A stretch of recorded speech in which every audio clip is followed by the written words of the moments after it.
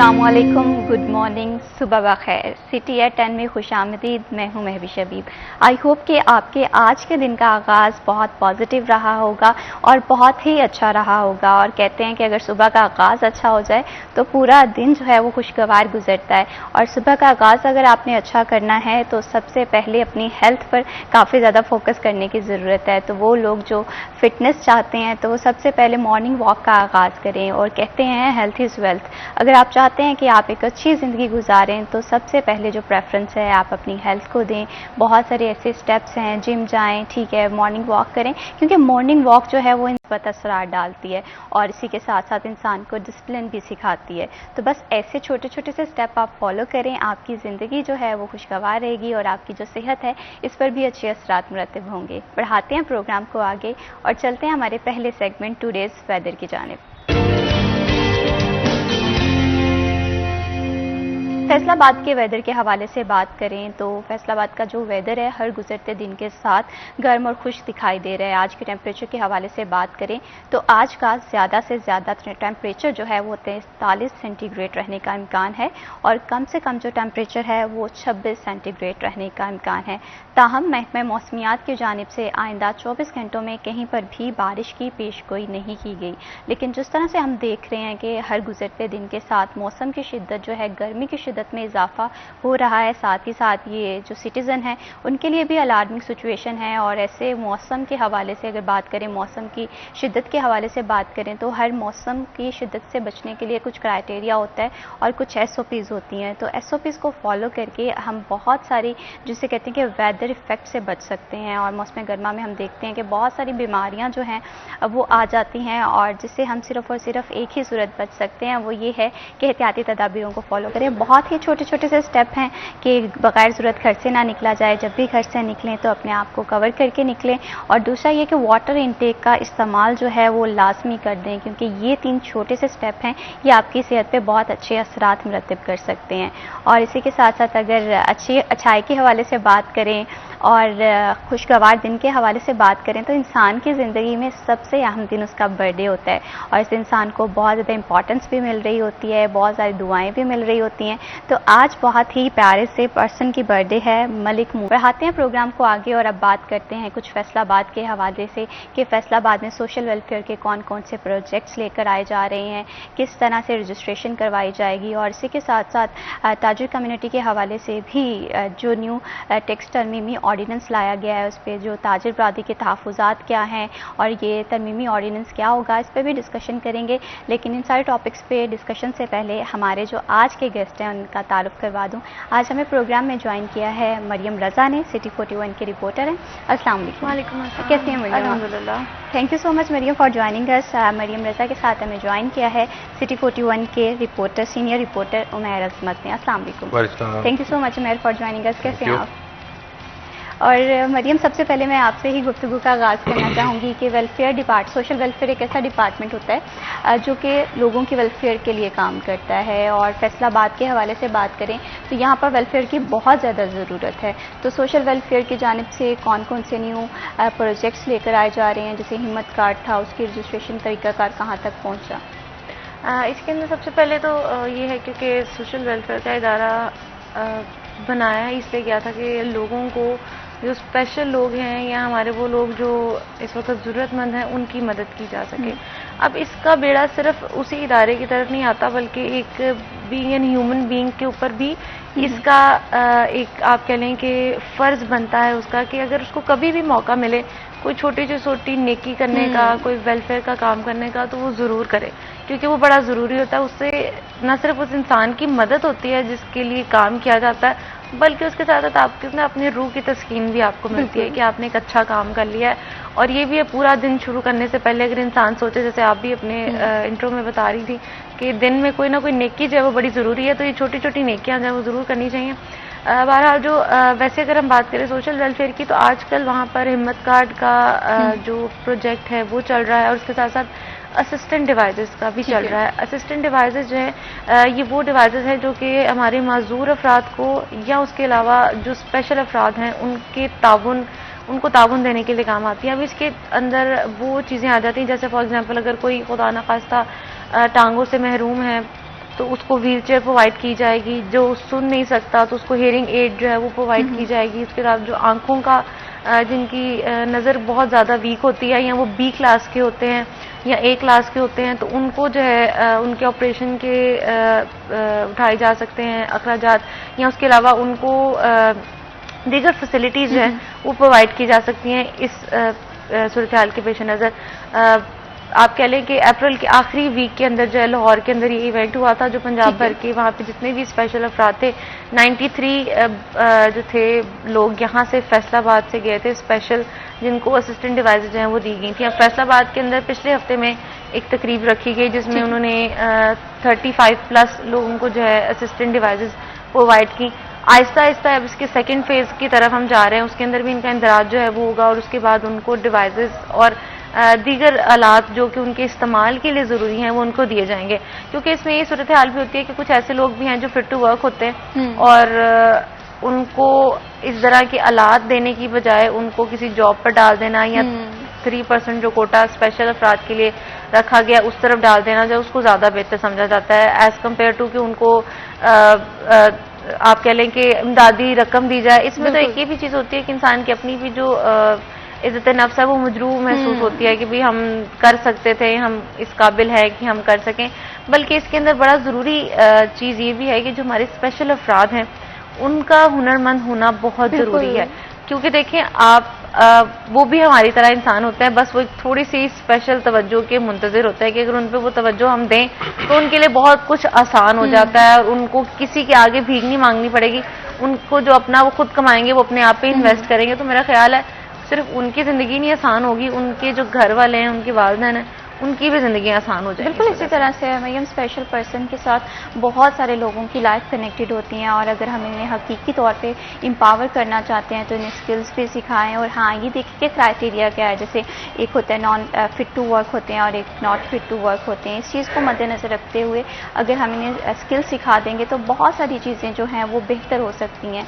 और इसी के साथ साथ अगर बेहतरी के हवाले से बात करें तो ताजिर कम्युनिटी के बहुत ज़्यादा तहफ़्फ़ुज़ात सामने आए हैं। न्यू टैक्स तरमीमी ऑर्डिनेंस लाया गया है जिसमें बहुत सारे इख्तियारात तो FPR के अफसरान को दे दिए गए हैं। तो आप क्या समझते हैं, आप इस न्यू तरमीमी ऑर्डिनेंस को किस तरह से देखते हैं? बिस्मिल्लाहिर्रहमानिर्रहीम, शुक्रिया महविश। देखें, गवर्नमेंट की जानिब से एक तो ये कि 30 जून पे ये करंट फिनंशियल ईयर जो है वो ख़त्म होने जा रहा है और गवर्नमेंट की जानिब से कोशिश की जा रही है कि टैक्स कलेक्शन जो है वो मैक्सिमम से मैक्सिमम की जाए। मैंने कुछ दिन पहले प्रोग्राम में जिक्र भी किया था कि इस हवाले से FPR के अफसरान को गवर्नमेंट गैर मामूली इख्तियारात देने जा रही है ताकि ज़्यादा से ज़्यादा रिकवरियाँ हो सकें और जो टैक्स का खसारा इस वक्त चल रहा है जो कि लगभग 900 अरब रुपए से ज़ायद है इस माली साल का, तो उसको रिकवर करने की कोशिश की जाएगी। मेरे ख्याल से रिकवर तो वो होगा नहीं और इस बार भी FPR अपने 100% अहदाफ हासिल नहीं कर पाएगा। लेकिन इसी दौरान हुकूमत ने ये ऑर्डिनेंस जारी किया है और इसमें FPR के अफसरान जो हैं उनको काफ़ी ज़्यादा इख्तियारात दे दिए गए, उनकी पावर्स में इजाफा कर दिया गया है। सबसे पहले मैं अगर बात करूं तो सेल्स टैक्स का एक सेक्शन है 40B। उसके ज़रिए ये होता था कि अगर आपको किसी इंडस्ट्री पे शक है, मिसाल के तौर पर आप शुगर इंडस्ट्री ले सकते हैं, बेवरेजेस इंडस्ट्री ले सकते हैं या टेक्सटाइल से रिलेटेड ऐसी अब मोस्टली जो आम ज़रूरतें ज़िंदगी की अशिया वाली मैन्युफैक्चरर्स है वहाँ पर ज़्यादा ऐसे आर्टिकल्स का इत्तला किया जाता है, तो वहाँ से ये शिकायत मिलती है कि ये फैक्ट्री या ये बंदा जो है वो टैक्स चोरी कर रहा है और वसी पैमाने पर टैक्स चोरी हो रही है। तो वहाँ पर फिर ये किया जाता था कि FBR की खुसूसी टीमें डिप्यूट कर दी जाती थी उस फैक्ट्री के अंदर, वो वहाँ पर जाके बैठ जाते थे, फिर उस बात को मॉनिटर करते थे कि यहाँ पर इस फैक्ट्री के अंदर कितनी पैदावार हो रही है, अगर चीनी है तो कितनी चीनी पैदा हो रही है, कितनी उसमें से ये फरोख्त कर रहे हैं, उसके मुकाबले में इनके पास स्टॉक कितना है, टैक्स पेमेंट्स ये लोग माजी में कितनी कर रहे हैं, अब कितनी कर रहे हैं, ये सारा डेटा जो है वो FPR की टीमें मॉनिटर करती हैं और फिर उसके बाद उसको वो फाइनलाइज करके इस बात को देखा जाता है कि आया कि ये लोग जितना टैक्स पे कर रहे थे और जो FBR की टीमों ने वहां फिर देखा और अंदाजा लगाया क्या ये दोनों चीजें आपस में मुताबिकत रखती हैं। अगर नहीं तो फिर मुतलका कंपनी को एक अमाउंट टैक्स की बनाई जाती थी, टैक्स डाल दिया जाता था, साथ में पेनल्टी भी लगती थी। ठीक है। और मोस्टली केसेस में ऐसा होता था कि जहां पर सेक्शन 40B या FBR की टीम डिप्यूट होगी तो वहां से कुछ ना कुछ टैक्स चोरी जरूर निकलती है अब भी। ऐसा नहीं कि जहां पर टीम चली गई तो वहां पर 100% मामला शफाफ होते हैं। अच्छा, अब यही चीज जो है वो उन्होंने इनकम टैक्स के अंदर कर दी है। पहले जस्ट सेल्स टैक्स के अंदर थी, अब उसको तब्दील करके इनकम टैक्स के अंदर भी ऐड कर दिया गया है कि जो इनकम टैक्स के कवानीन हैं, अगर कोई शख्स या कारोबारी शख्स है या कोई मैन्युफैक्चरर है, अगर वो प्रॉपर इनकम टैक्स यानी कि अपनी आमदन पे पूरा टैक्स नहीं दे रहा, उसको छुपा रहा है, छुपा के कम टैक्स पे करता है और FBR को लगता है कि फलां दुकानदार या फलां फैक्ट्री का मालिक टैक्स चोरी कर रहा है, तो फिर वहां पर FBR की टीमें लगा दी जाएंगी। कमिश्नर जो है वो इसकी अप्रूवल देंगे, कमिश्नर FBR, और वो टीमें जो हैं वो वहां पर जाकर बैठ जाएंगी और चेक करेंगी कि आया के मुतलका बंदे का कारोबार इतना ही है। वो रोजाना उसकी सेल देखेंगी, कितना कारोबार हो रहा है, उसके गले में कितने पैसे आ रहे हैं, या वो अगर फैक्ट्री मालिक है तो रोजाना उसकी कितनी पैदावार हो रही है, कितना वो सामान बेच रहा है, कितना उसके पास स्टॉक में पड़ा है। फिर उस हिसाब से उसका इनकम टैक्स कैलकुलेट किया जाएगा और उस बंदे से टैक्स वसूली की जाएगी। अगर बाहर इसको देखा जाए तो ये बहुत अच्छा इकदाम है कि अगर वो लोग जो टैक्स नहीं दे रहे उनसे टैक्स निकलवाया जाएगा।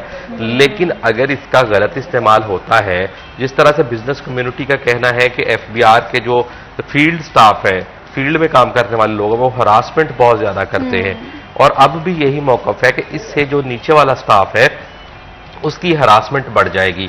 वो लोगों को, बिजनेस कम्युनिटी को इसी पॉइंट पे हरासमेंट करेंगे कि भाई आप हमारी जेब गर्म करें, बसूरत दीगर यहाँ पर हम जो है वो FBR की टीमों को लगा देंगे और उनके पास ये इख्तियार भी होगा कि वो मुतलका कारोबार को बंद भी कर सकेंगे। अगर तो सही इस्तेमाल होता है तो वेरी गुड, अगर इस तरह का मेल एडमिनिस्ट्रेशन होती है तो मैं ये समझता हूँ कि ये बिजनेस कम्युनिटी के कंसर्न जो है वो वाकई बहुत सीरियस है। इसी तरह से उमर बिजनेस कम्युनिटी के अपने कंसर्न है, न्यू इनकम टैक्स जो तरमीमी ऑर्डिनेंस है, और इसी के साथ साथ FBR के लिए भी एक बड़ा चैलेंज है कि इतने बड़े खसारे को पूरा करना है इसी साल में। तो इस पे हम फर्दर भी आपसे डिस्कशन करेंगे, लेकिन अभी वक्त हुआ एक छोटी सी ब्रेक का, कहीं मत जाइए, हमारे साथ रहिए।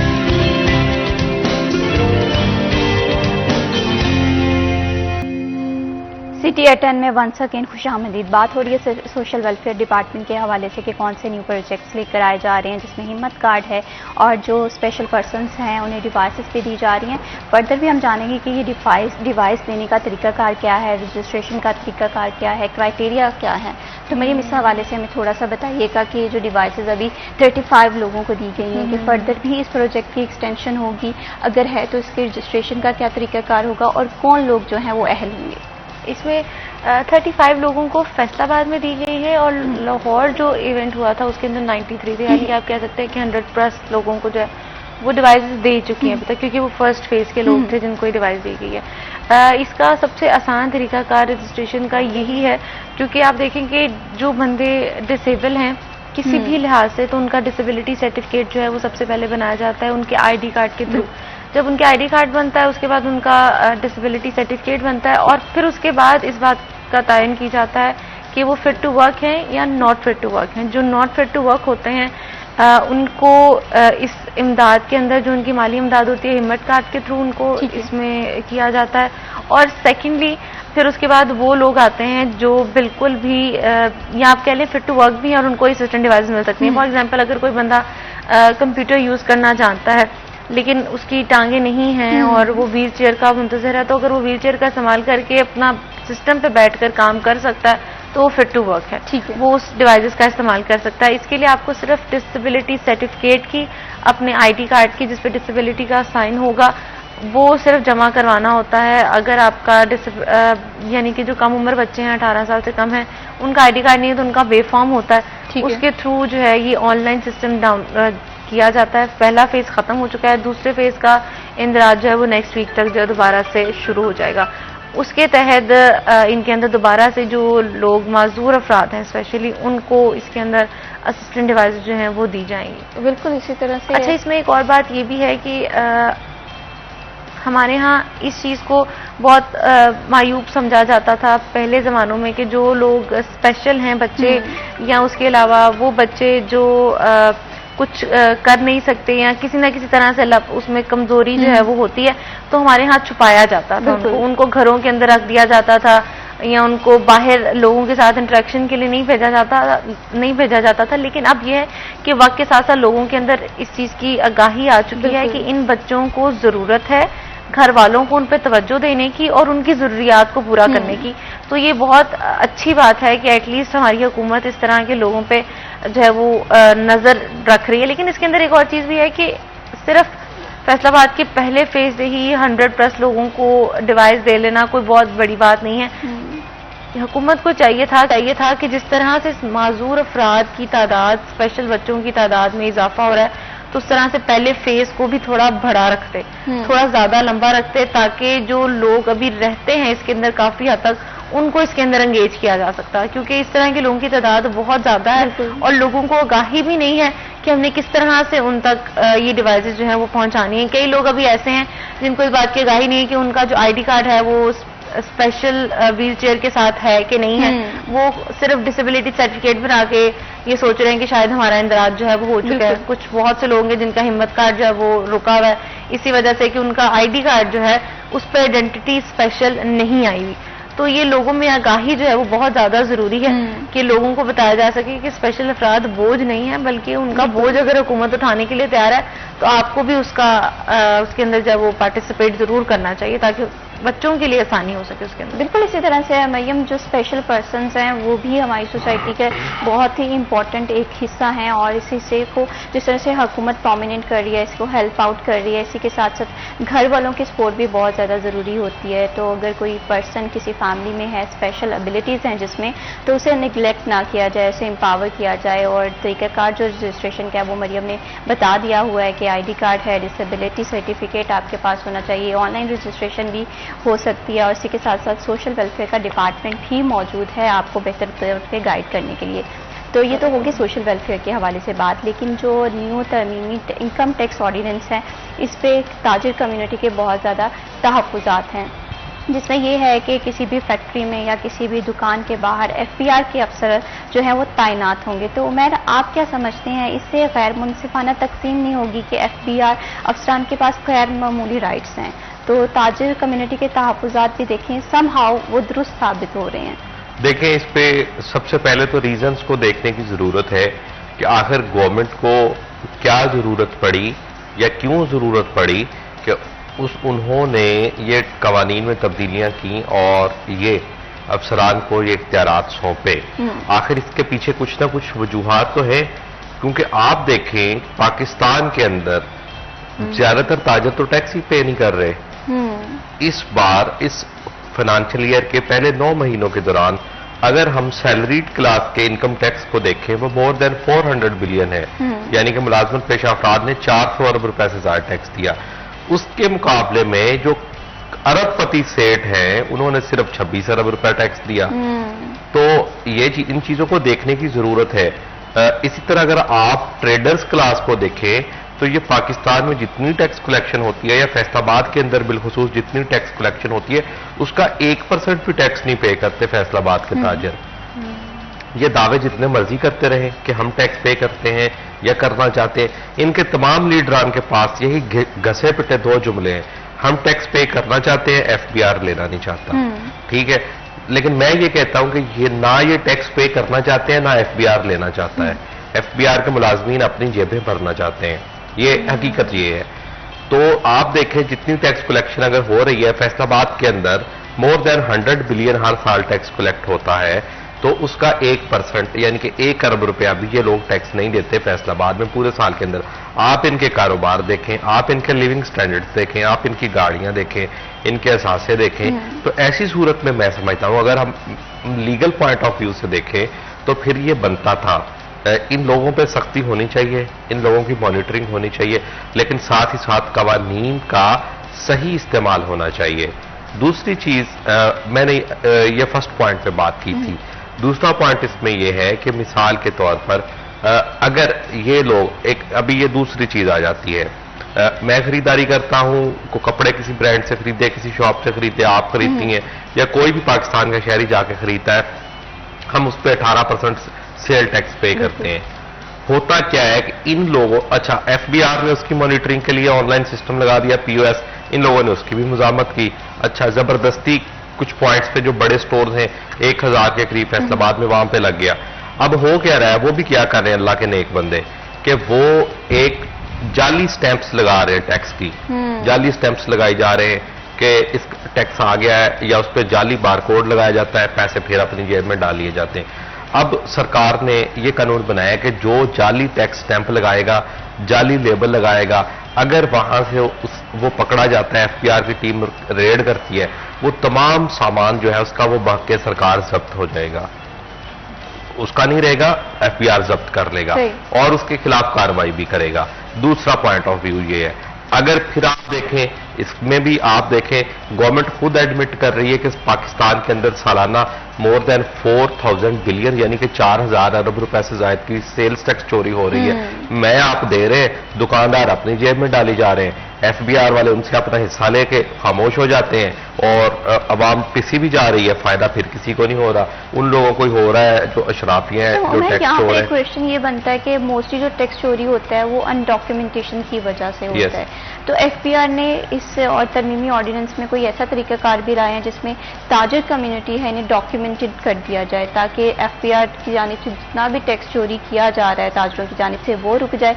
और सेकेंडली अगर ताजर बरादरी के पॉइंट ऑफ व्यू के हवाले से बात करें तो उनका ये है कि जब भी हमने इनकम टैक्स दिया है तो जो लोग इनकम टैक्स देते हैं, एफबीआर का जो घेरा है उनकी तरफ ज्यादा तंग होता है, उन्हें लीवरेज नहीं मिलती इन दी केस अगर वो टैक्स देने में डिले करते हैं।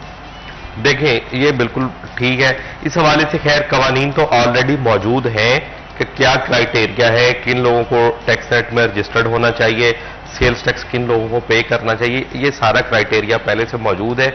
मैं उसको रिपीट करूंगा, वो लोग जिनकी बिजनेस करते हैं, सालाना इनकम 4 लाख रुपए या उससे ज्यादा है, they are liable to registering in tax net. ठीक है, 4 लाख से ज्यादा आपकी आमदन है तो आप पाबंद हैं कि आप टैक्स नेट में रजिस्टर्ड हो, अपना आमदन पे इनकम टैक्स पे करें। सिमिलरली अगर आप कोई रिटेल मार्केट के अंदर काम कर रहे हैं, आपकी दुकान है, आपकी बेकरी है, आपका कोई डिपार्टमेंटल स्टोर है, तो आप सेल्स टैक्स में रजिस्टर्ड होने के पाबंद हैं, क्योंकि वहां पर आपने अपनी दुकान के अंदर जितनी मसनूआत रखी हुई हैं उनमें से बेशतर आइटम्स पर सेल्स टैक्स लागू होता है और आपने वो टैक्स लोगों से वसूल करना है। ठीक है, और वो उसी तरह से आगे एफबीआर को वो टैक्स पे करना होता है।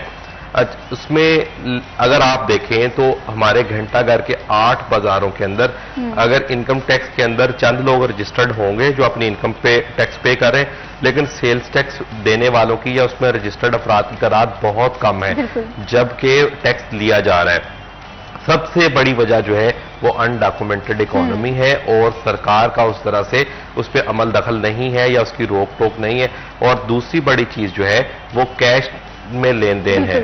अगर बैंकिंग ट्रांजैक्शंस होंगी तो उसका डेटा कहीं ना कहीं किसी ना किसी तरीके से इदारों तक पहुंचेगा, लेकिन अगर आप कैश के अंदर ही कारोबार कर रहे हैं तो फिर इदारों के पास भी कोई अलादीन का चिराग तो है नहीं जिससे वो इस बात का अंदाजा लगा सके कि ये शख्स जो है वो कितना कारोबार कर रहा है। कुछ कमोडिटीज ऐसी हैं जिनके अंदर पता चल सकता है कि इस शख्स का कितना कारोबार है। मिसाल के तौर पर अगर बड़ी इंडस्ट्रीज को या बड़ी मसनूआत को हम देखें, सीमेंट इंडस्ट्री है, शुगर इंडस्ट्री है या घी टाइप की कुछ चीजें, तो वहां पर तो जो मैन्युफैक्चरर्स हैं उनसे डेटा ले लिया जाता है उनके डिस्ट्रीब्यूटर्स का कि इस बंदे ने एक साल के अंदर कितनी सीमेंट की बोरियां फरोख्त की या चीनी की कितनी बोरियां इस बंदे ने एक साल के अंदर फैक्ट्री से खरीदी और उसने बेची और उसके अगेंस्ट कितना टैक्स पे किया। ये सारी चीजें तो ट्रेस हो सकती हैं, लेकिन इस तरह हर एक चीज को, या मिसाल के तौर पर टेक्सटाइल्स के अंदर हजारों सैकड़ों की तादाद में फैसलाबाद के अंदर यूनिट्स हैं, तो इन चीजों को डिटेक्ट करना जो है वो इतना आसान नहीं है। तो इसके लिए जब तक इकोनॉमी की डॉक्यूमेंटेशन नहीं होगी उस वक्त तक ये चीज़ें जो है उनका उस तरह से फ़ायदा नहीं हो बिल्कुल इसी पाएगा। तरह से हमें डॉक्यूमेंटेशन बहुत ज़्यादा ज़रूरी है अगर चाहते हैं कि फैसलाबाद का जो टैक्स सारा है वो पूरा हो सके, और इसके साथ साथ बहुत सारे लोगों की कॉपरेशन भी ज़रूरत है, एफबीआर की जानिब से भी एक्टिवली वर्क करने की ज़रूरत है, और ताजिर कम्युनिटी की जानिब से भी अपने आप को डॉक्यूमेंटेड करवाना बहुत ज़्यादा ज़रूरी है। अभी वक्त है एक छोटी सी ब्रेक का, कहीं मत जाइए, हमारे साथ रहिए।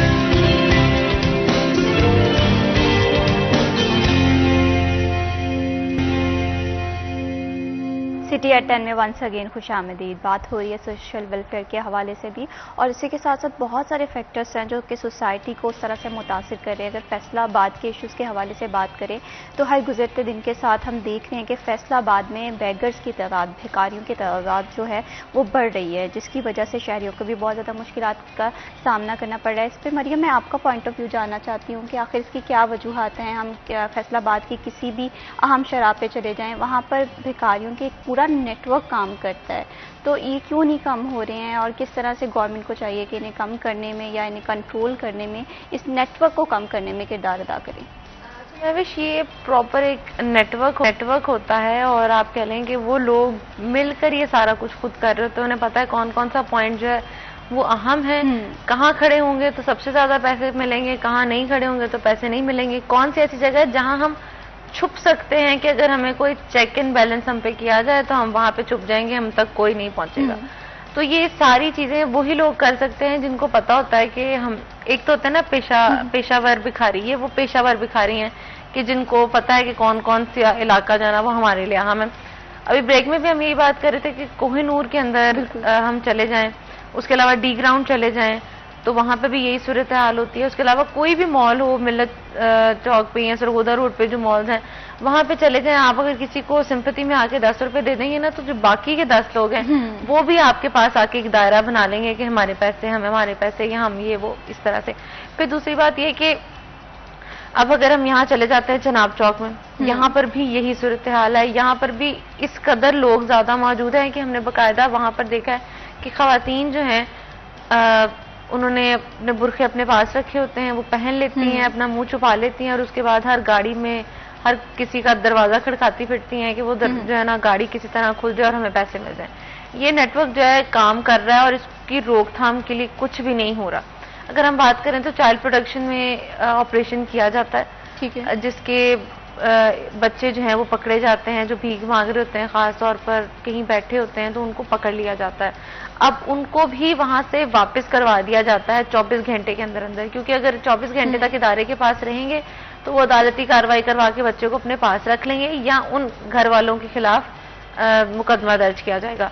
लेकिन यहाँ पर क्या सूरत हाल होती है कि क्योंकि वो पेशावर हैं, उनको पता है कि अगर ये गाड़ी आ भी गई, हम छुप भी गए, पकड़े गए तो कोई बात नहीं, बच्चे को लेके जाएंगे, अगले एक दिन के अंदर अंदर बच्चे को हम छुड़वा के फिर ले जाएंगे। यानी कि उनको पता चल गया है कि कोई मसला नहीं, बच्चा तो वहीं गया ना हमारा। और बहुत से ऐसे केसेस वहां पर इस वक्त चाइल्ड प्रोटेक्शन के अंदर मौजूद हैं कि जो भीख मांगने वाले थे उनके खिलाफ एक्शन ले लिया गया। तो अब क्या है कि वो माँ बाप भीख मांगते हैं, बच्चे को उन्होंने वहां रखा हुआ है कि चलो तुम खाते पीते रहो, कोई बात नहीं, हम भीख मांगने में मसरूफ है। तो ये एक ऐसा नेटवर्क है जिसको रोकने की जरूरत है। हमारे यहाँ रोका नहीं जाता।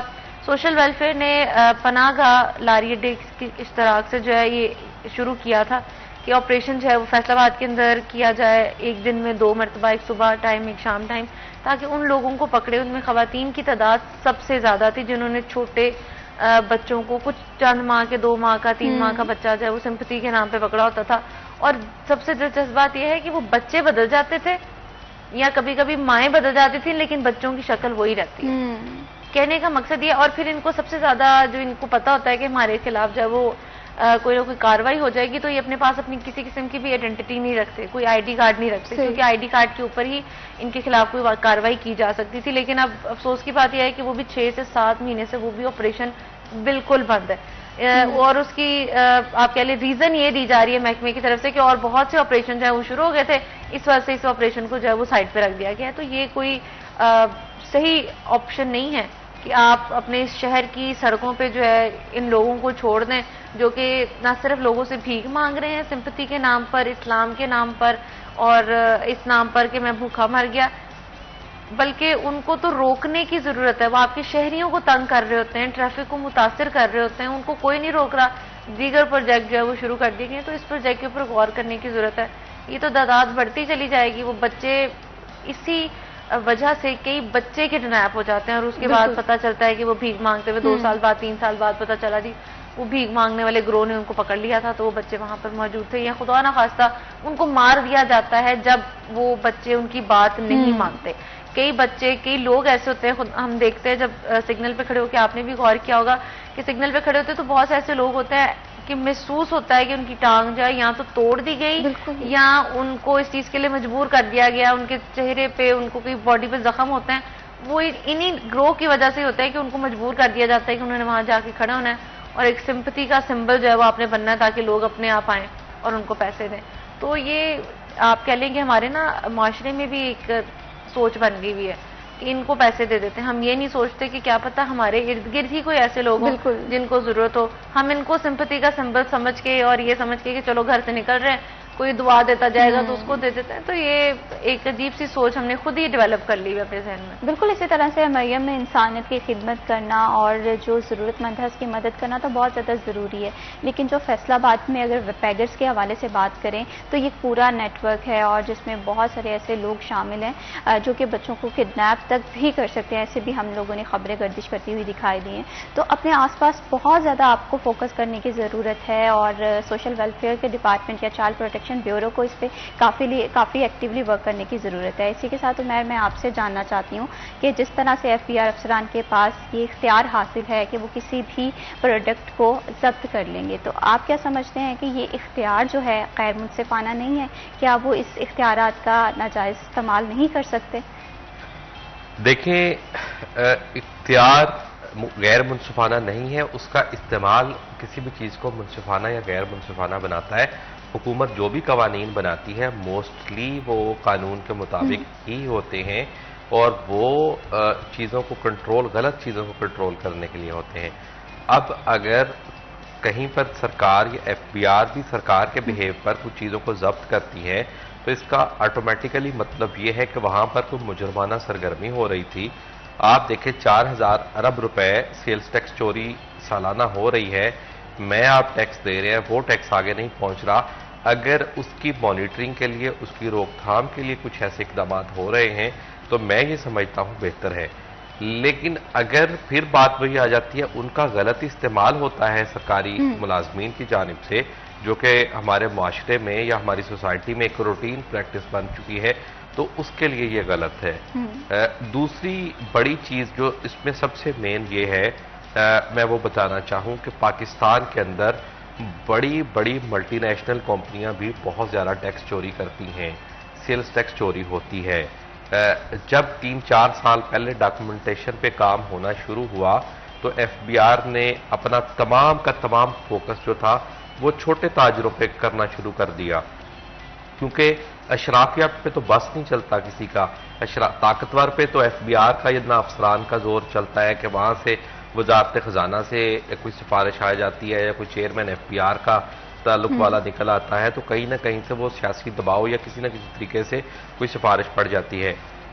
जब उन स्पेशली सुपरमार्केट यानी कि जो डिपार्टमेंटल स्टोर्स हैं उन पे एफबीआर ने सख्ती करना शुरू की तो उन्होंने एक पूरी लिस्ट दी, घी बनाने वाले, उसके साथ साथ मशरूबात बनाने वाले और बहुत सारे ऐसे लोग थे जो बड़ी बड़ी कंपनियां थी, अरबों रुपए की वो कंपनियां थी, वो सेल्स टैक्स की इनवाइसेस ही नहीं देते थे। तो इन दुकानदारों का मौकफ ये था कि अगर जिन कंपनियों से हम चीजें खरीदते हैं वो हमें इनवाइस नहीं देती तो फिर हम कहां से वो टैक्स पे कर दें या हम कैसे उसको पूरा कर दें, हम इनवाइस कैसे दे दें। उस पे आज तक एफबीआर की खामोशी है। एफबीआर ने अभी तक किसी भी बड़ी मल्टीनेशनल कंपनी के खिलाफ कोई बड़ा एक्शन नहीं लिया। हुई हैं तो कोई फॉर्मेलिटीज की कार्रवाइयां हुई हैं या थोड़ी बहुत कोई टैक्स लायबिलिटी उनकी तरफ बना दी गई है तो उनके खिलाफ कोई बड़ा एक्शन नहीं हुआ। पहले मैं समझता हूं उसको करने की जरूरत है, चेन को कंप्लीट करने की जरूरत है।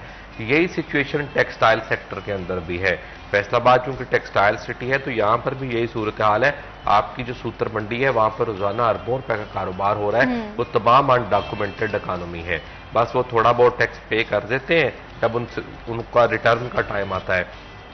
बाकी अनडॉक्यूमेंटेड इकोनॉमी है, सिर्फ एक छोटी सी सफेद पर्ची के ऊपर कारोबार चलता है।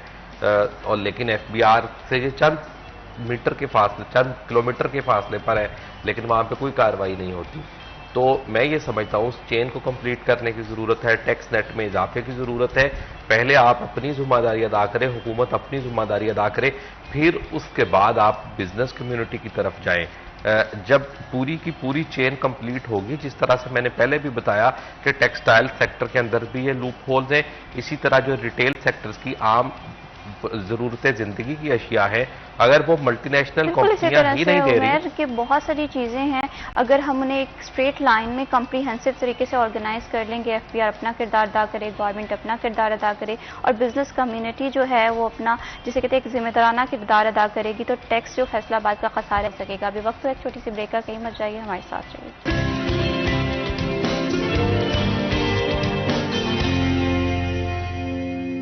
सिटी एट 10 में वंस अगेन खुश आमदीद। सोसाइटी के हवाले से बात करें, सोसाइटी को एम्पावर करने के हवाले से बात करें तो बहुत सारे इदारे काम करते हैं, जिनमें सोशल वेलफेयर आ गया, जिसमें चाइल्ड प्रोटेक्शन ब्यूरो आ गया, दारुल अमान आ गया, लेकिन इसके साथ साथ शहरियों को भी अपना जिम्मेदाराना किरदार अदा करने की ज़रूरत है। ख़वातीन के हवाले से बात करें तो फैसलाबाद में जो इदारा ख़वातीन के लिए काम कर रहा है, वो ख़वातीन जो कि अपने घर से जिन्हें निकाल दिया जाता है या किसी न किसी मुश्किलात में वो मुब्तला होती हैं, तो दारुल अमान जो है वो किरदार अदा करता है उन्हें एम्पावर करने के लिए। तो मरियम, इस हवाले से अगर आप ये बताएं कि दारुल अमान में ख़वातीन को किस तरह से फैसिलिटेट किया जाता है, क्या सहूलियात फराहम की जाती हैं, और अगर दारुल अमान की अपने जिसे कहते हैं कि प्रॉब्लम्स के हवाले से बात करें, क्राइसिस के हवाले से बात करें, तो वो क्या है?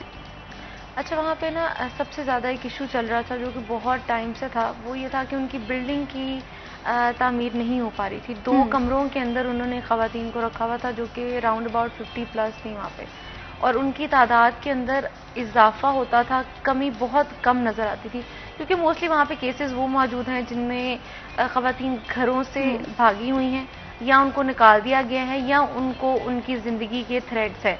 उनको सिर्फ वहाँ पे रखा जाता है क्योंकि बाहर के लोग जो होते हैं उनको उस बारे में बताया नहीं जाता कि वहाँ पे कौन खातून है। स्पेशली वहाँ पे वो केसेस भी होते हैं जो अदालत से रेफ़र किए जाते हैं, और जब तक अदालत का हुक्म नहीं होता उनको वहाँ से कहीं और ट्रांसफ़र या किसी के हवाले नहीं किया जा सकता।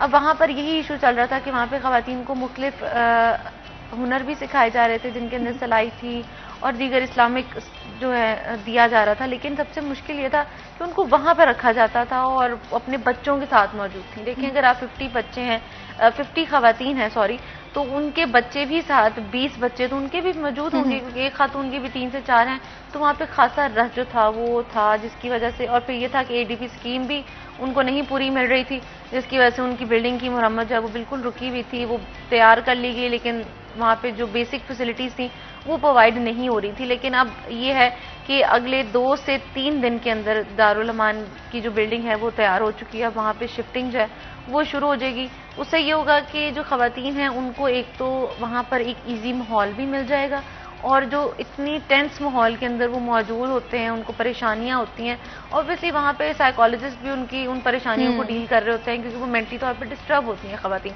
तो ये बहुत इंपॉर्टेंट है कि उनके लिए वो इदारा जो पिछले आप कह लें कि 3 से 4 साल हो गए थे उनकी उस कंस्ट्रक्शन को, कि जो कंप्लीट नहीं हो रही थी, अब वो काफ़ी लंबे सफ़र के बाद अब वो कंप्लीट जो है वो हुई है।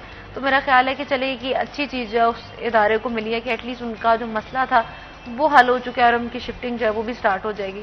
इसमें ख़वातीन का वहाँ पर आप कह लें कि परेशानी की सबसे बड़ी ये बात होती है कि उनको किसी से मिलने की इजाज़त नहीं होती जब तक अदालत उनको ना मिलने दे। फिर उनके साइकोलॉजिस्ट जो प्रॉब्लम है, ज़हनी दिमागी प्रॉब्लम है उनके, वो इतने ज़्यादा बढ़ चुके होते हैं कि उनका उन 50 ख़वातीन में रहना और उनके साथ डीलिंग करना बड़ा मुश्किल है। हमारे यहाँ दारुल अमान के अंदर एक ऐसा केस आया था, वो खातून जो थी वो मेंटली डिस्टर्ब थी, और अदालत ने उसको वहाँ रखवा दिया, और वहाँ पर जो बाकी ख़वातीन थी उस एक खातून ने 1 महीना वो वहाँ रही है। उसने उन तमाम ख़वातीन का वहाँ रहना मुश्किल कर दिया, क्योंकि जगह की कमी थी, और वो खातून जो उनको मुसलसल तंग करती थी, रात सोई होती थी उन पर जाके पानी डाल देती थी, उनके साथ कभी कुछ करती थी, कभी अपने साथ कुछ करती थी। तो ये चीज़ें छोटी छोटी हैं, लेकिन फिर एट दी एंड बात यही आती है कि इदारे को जब तक पूरी सहूलियात नहीं दी जाती, वो इदारे का अमला और उसमें रहने वाले जो मुकीम लोग हैं वो सारे ही परेशान रहते हैं। बिल्कुल इसी तरह से है, दारुल अमान और ख़वातीन को एम्पावर कर रहा है, ख़ासकर वो जो कि सोसाइटी में जिन्हें ठुकरा दिया गया है या कोई ना कोई क्राइसिस जो हैं जिसकी वजह से वो दारुल अमान में मौजूद हैं, तो वहाँ पर इदारे के पास भी बेहतरीन सहूलियात मौजूद होनी चाहिए, स्टाफ मौजूद होना चाहिए। और जिस तरह से बिल्डिंग के हवाले से बात की है कि अब ये बिल्डिंग कंप्लीट हो गई है, तो ये वाकई खुशाइन काम है और फ्यूचर में हम यही उम्मीद करते हैं कि दारुल अमान जो है वो मज़ीद बेहतरीन तौर पर काम कर सके, ताकि जो ख़वातीन हैं, ख़ासकर जो सोसाइटी की निगलेक्टेड ख़वातीन हैं, उन्हें एम्पावर करने में किरदार अदा कर सके। इसी के साथ साथ हम बात करते हैं उमर की, अगर हमने देखा है कि सुप्रीम कोर्ट या हाई कोर्ट कोई भी डिसीजन दे देता है किसी भी ताजिर के अकाउंट को रिकवर करने के लिए, उस पर कोई नोटिस नहीं आएगा, फ़ौरन रिकवरी होगी, तो इसमें जो बिजनेस कम्युनिटी है उसके माली मामलात किस तरह से डिस्टर्ब हो सकते हैं? देखें, ये अमेंडमेंट के अंदर तीसरा और बड़ा ये अहम पॉइंट है कि अगर मिसाल के तौर पर एक किसी भी टैक्स पेयर के खिलाफ एफबीआर फैसला करता है और वो उस फैसले को कमिश्नर अपील के पास या कहीं और पर चैलेंज करता है, तो वहां से भी फैसला टैक्स गुजार के खिलाफ आ जाता है और एफबीआर के फेवर में आ जाता है और टैक्स पेयर को हुक्म होता है कि वो टैक्स जो है इतनी इसकी रकम वाजिबात बनते हैं वो सरकार को पे कर दे। अच्छा, उसमें क्या होता है, पहले 60 दिन का वक्त होता था एक फैसले के से दूसरी जगह अपील के दौरान। मिसाल के तौर पर कमिश्नर अपील ने फैसला दे दिया एक टैक्स पेयर के खिलाफ, तो 60 दिन के अंदर अंदर मुतल्लिका टैक्स पेयर ट्रिब्यूनल में या हाई कोर्ट में उसको चैलेंज कर सकता था। फिर इसका दुरानिया कम करके 30 दिन कर दिया गया कि अगर ट्रिब्यूनल से या अपील जोन से किसी एक शहरी के खिलाफ फैसला आता है तो वो उसको 30 दिन के अंदर अंदर हाई कोर्ट में या फिर उससे ऊपर वाले फोरम में या ट्रिब्यूनल में चैलेंज कर सकता है। इन 30 दिनों के दौरान या इस दुरानिया के दौरान एफबीआर की जानिब से रिकवरी के लिए इतने ज्यादा इकदाम नहीं होते थे। जब ये टाइम पूरा हो जाता था तो फिर उसके बाद एक स्टेप शुरू किए जाते थे मुतल्लिका टैक्स पेयर से रिकवरी के लिए। अब इसमें यह तरमीम की गई है कि अगर किसी एक शख्स के खिलाफ, शहरी के खिलाफ, ताजर के खिलाफ या सनतकार के खिलाफ फैसला आ गया तो फिर एफबीआर अफसरान के पास राइट होगा कि वो फौरी तौर पर उसके अकाउंट से उसको सीज करके रिकवरी के लिए इकदाम शुरू कर दें। मैं ये समझता हूं कि ये काफी हद तक खतरनाक चीज है। इससे एक तो यह है कि मिसाल के तौर पर अगर कोई जल्दबाजी में फैसला हुआ है, अपील जोन से मोस्टली केसेस एफबीआर के फेवर में ही आ जाते हैं, तो फिर उस टैक्स पेयर से अगर रिकवरी कर दी जाती है तो फिर उसकी वापसी जो है वो काफी ज्यादा मुश्किल हो जाएगी।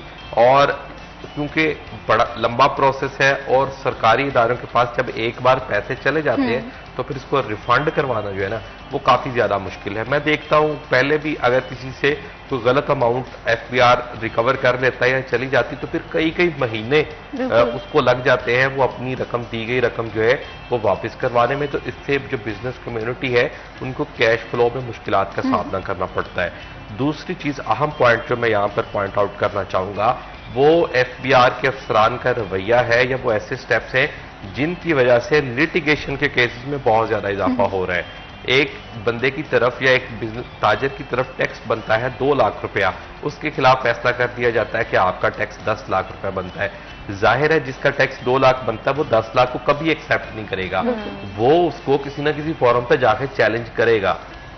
उसका सबूत यह है कि इस वक्त एपलेट ट्रिब्यूनल लाहौर के अंदर फैसलाबाद के टैक्स से मुतल्लिका 25,000 से जायद केसेस जो हैं वो इल्तिवा का शिकार हैं और वो 25,000 लोग सिर्फ इस बात का मुंतज़िर हैं कि कब उनके केस की बारी आए और उनके केस पे प्रोसीडिंग शुरू हो।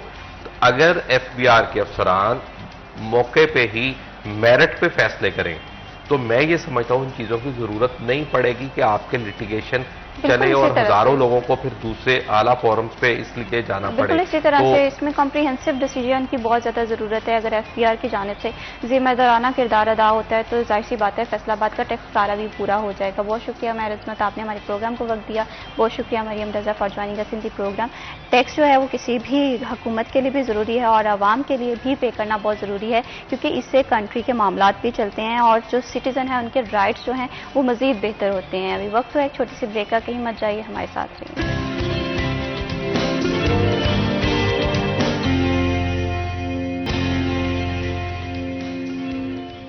सिटी एट 10 में वंस अगेन खुश आमदीद। सीएम पंजाब मरीम नवाज साहिबा आज फैसलाबाद का दौरा कर रही हैं।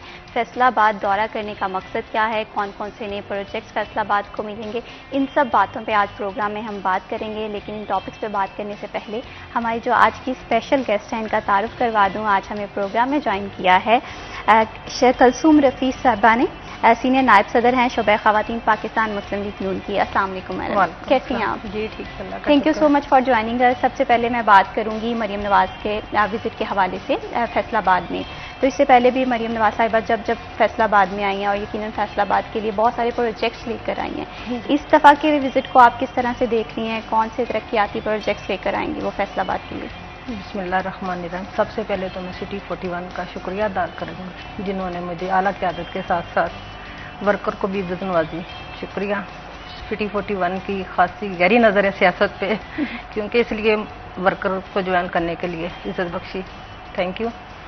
आज मैं कहना चाहूँगी सबसे पहले तो मैं वेलकम करती हूँ अपनी सीएम साहिबा को फैसलाबाद में।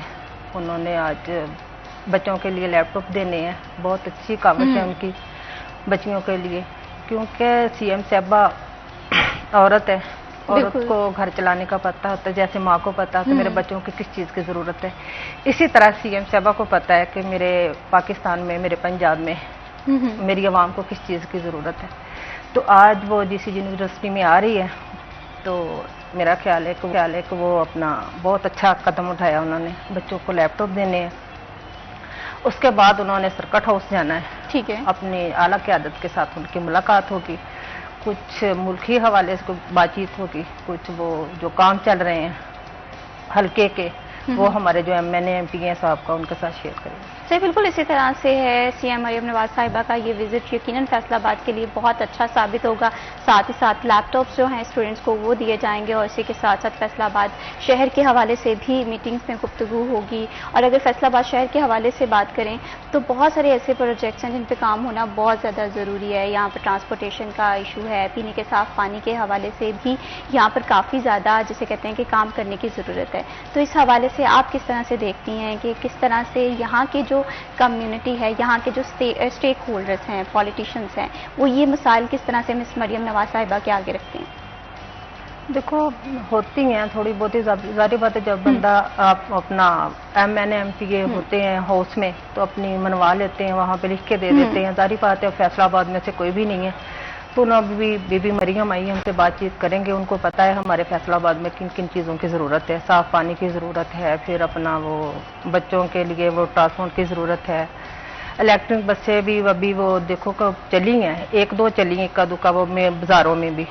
वो एक दिन मैंने बाज़ार में विज़िट किया तो वो बंदा कह रहा था कि आप आला क़यादत से बात करें कि इधर सिर्फ 2 बसें चल रही हैं। तो मैं वो भी सीएम साहिबा से आज रिक्वेस्ट करूँगी तो थोड़ी सी उसमें तादाद बढ़ा दी जाए, क्योंकि सिर्फ 2 बसें हैं, इसमें तो नहीं ना काम चलता, 7-8 बाज़ार हैं। बिल्कुल इसी तरह से है। फैसलाबाद के हवाले से बात करें तो फैसलाबाद पाकिस्तान का तीसरा और पंजाब का दूसरा बड़ा शहर है। इसके मसाइल जो हैं वो भी यकीनन बड़े हैं और इसे हल करने के लिए भी हुकूमत को भी टाइम दरकार है। लेकिन बहुत सारे ऐसे मसले हैं जिन पर फ़ौरन से काम होना ज़रूरी है, जिसमें ट्रांसपोर्टेशन का मसला आ गया, यहाँ पर बुनियादी हेल्थ की जो सहूलियात हैं वो फराहम करने का मसला आ गया, और इसी के साथ साथ जॉब अपॉर्चुनिटीज़ के हवाले से जो यहाँ पर काम करना बहुत ज़्यादा ज़रूरी है, क्योंकि ये फैसलाबाद बिजनेस हब हुआ करता था। यहाँ पर ना सिर्फ फैसलाबाद के लोगों को जॉब अपॉर्चुनिटीज़ मिलती थी बल्कि बहुत सारे लोग फैसलाबाद का रुख करते थे। यहाँ पर टेक्सटाइल इंडस्ट्रीज थी, छोटी बड़ी सनतें थी, तो इन्हें एम्पावर करने के लिए बहुत ज़्यादा ज़रूरत है। तो कलसूम साहिबा, मैं आपसे ये जानना चाहती हूँ कि ख़वातीन का सियासत में काफ़ी ज़्यादा कलीदी किरदार रहा है हमेशा से, वो चाहे पाकिस्तान बनने में हो, उसके साथ पाकिस्तान को चलाने में हो। आपका किस तरह से इत्तेफाक हुआ कि आप सियासत में आई? मैं तकरीबन अरसा दराज से 20 साल से हूँ।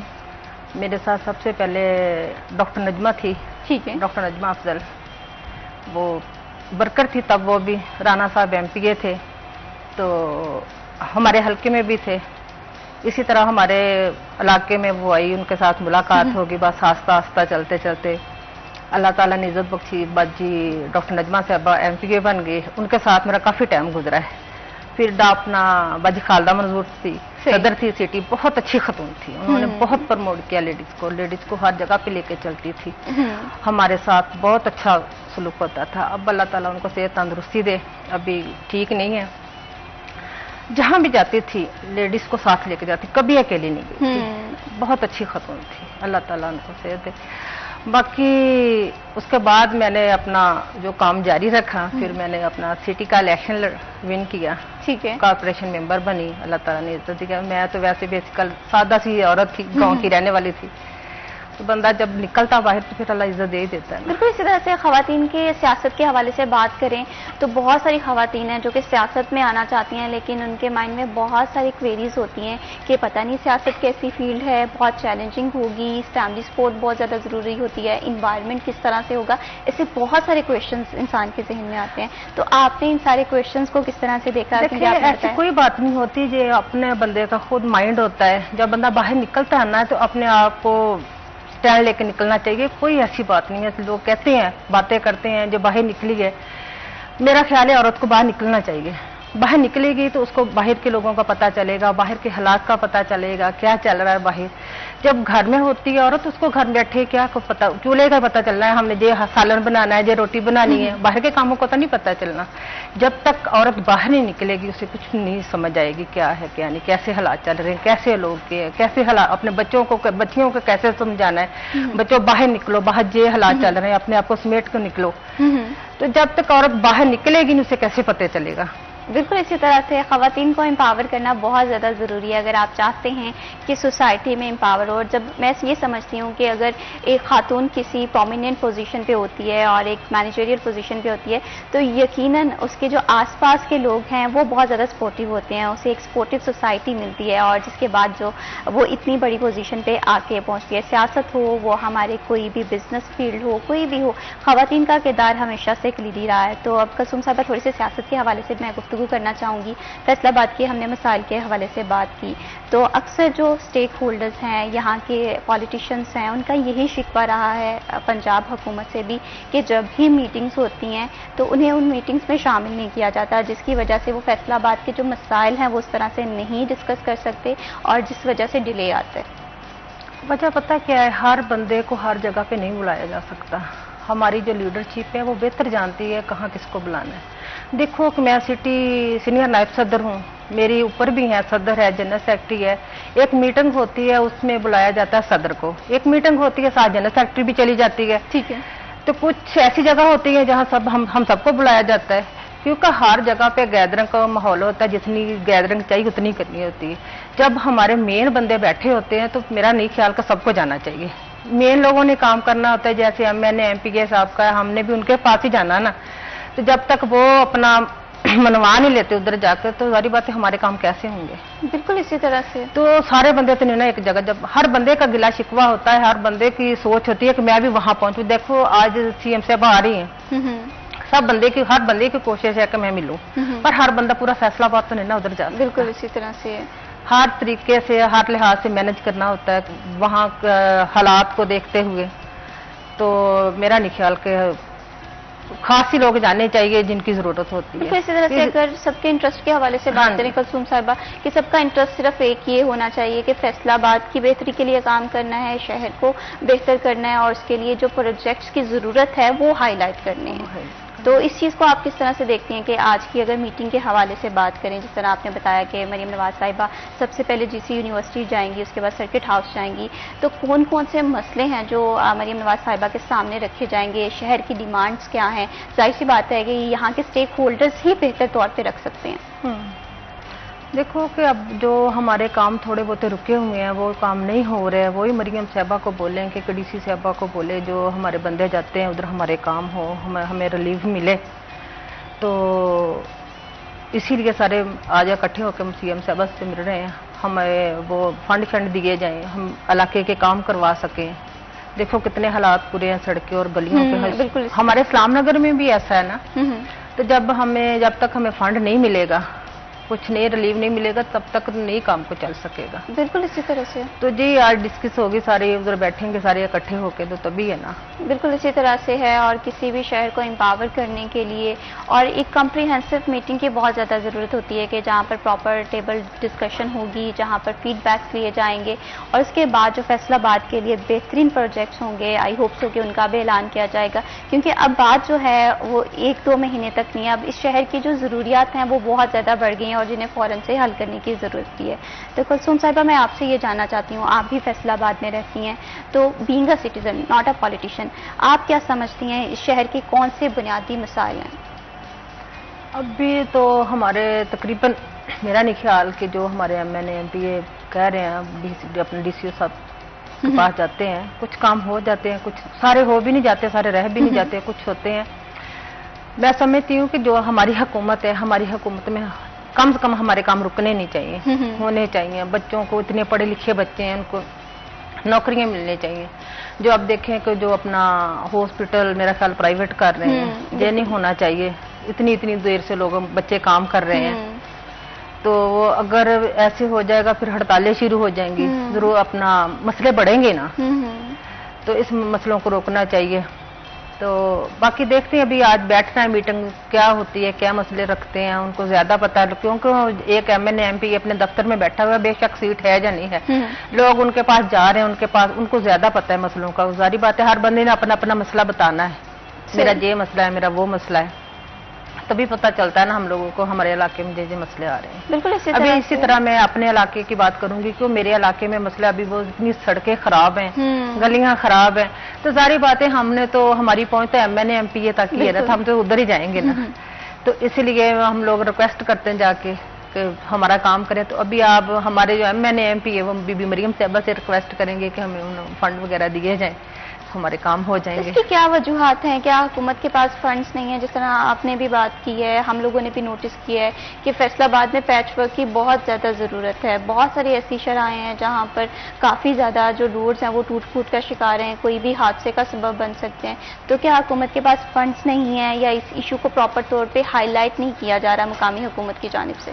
नहीं, फंड तो दे रही है बीबी मरियम, काम भी हो रहा है, आस्ता आस्ता ही है ना हर काम, एकदम तो नहीं हर काम। घर चलाने के लिए बंदा थोड़ा थोड़ा ही करता है ना, तो आस्ता आस्ता घर कंप्लीट होता है, एकदम तो नहीं होता। कुछ लोग कहते हैं कि जल्दी से खाना पके गरम गरम खा ले, ऐसे नहीं होता, आस्ता आस्ता होता है। देखो कि बीबी मरियम जो एक औरत है, बाहसीयत औरत है, मैं कहती हूँ कि बहुत अच्छा काम कर रही है, उसने अपने आप को मनवाया है।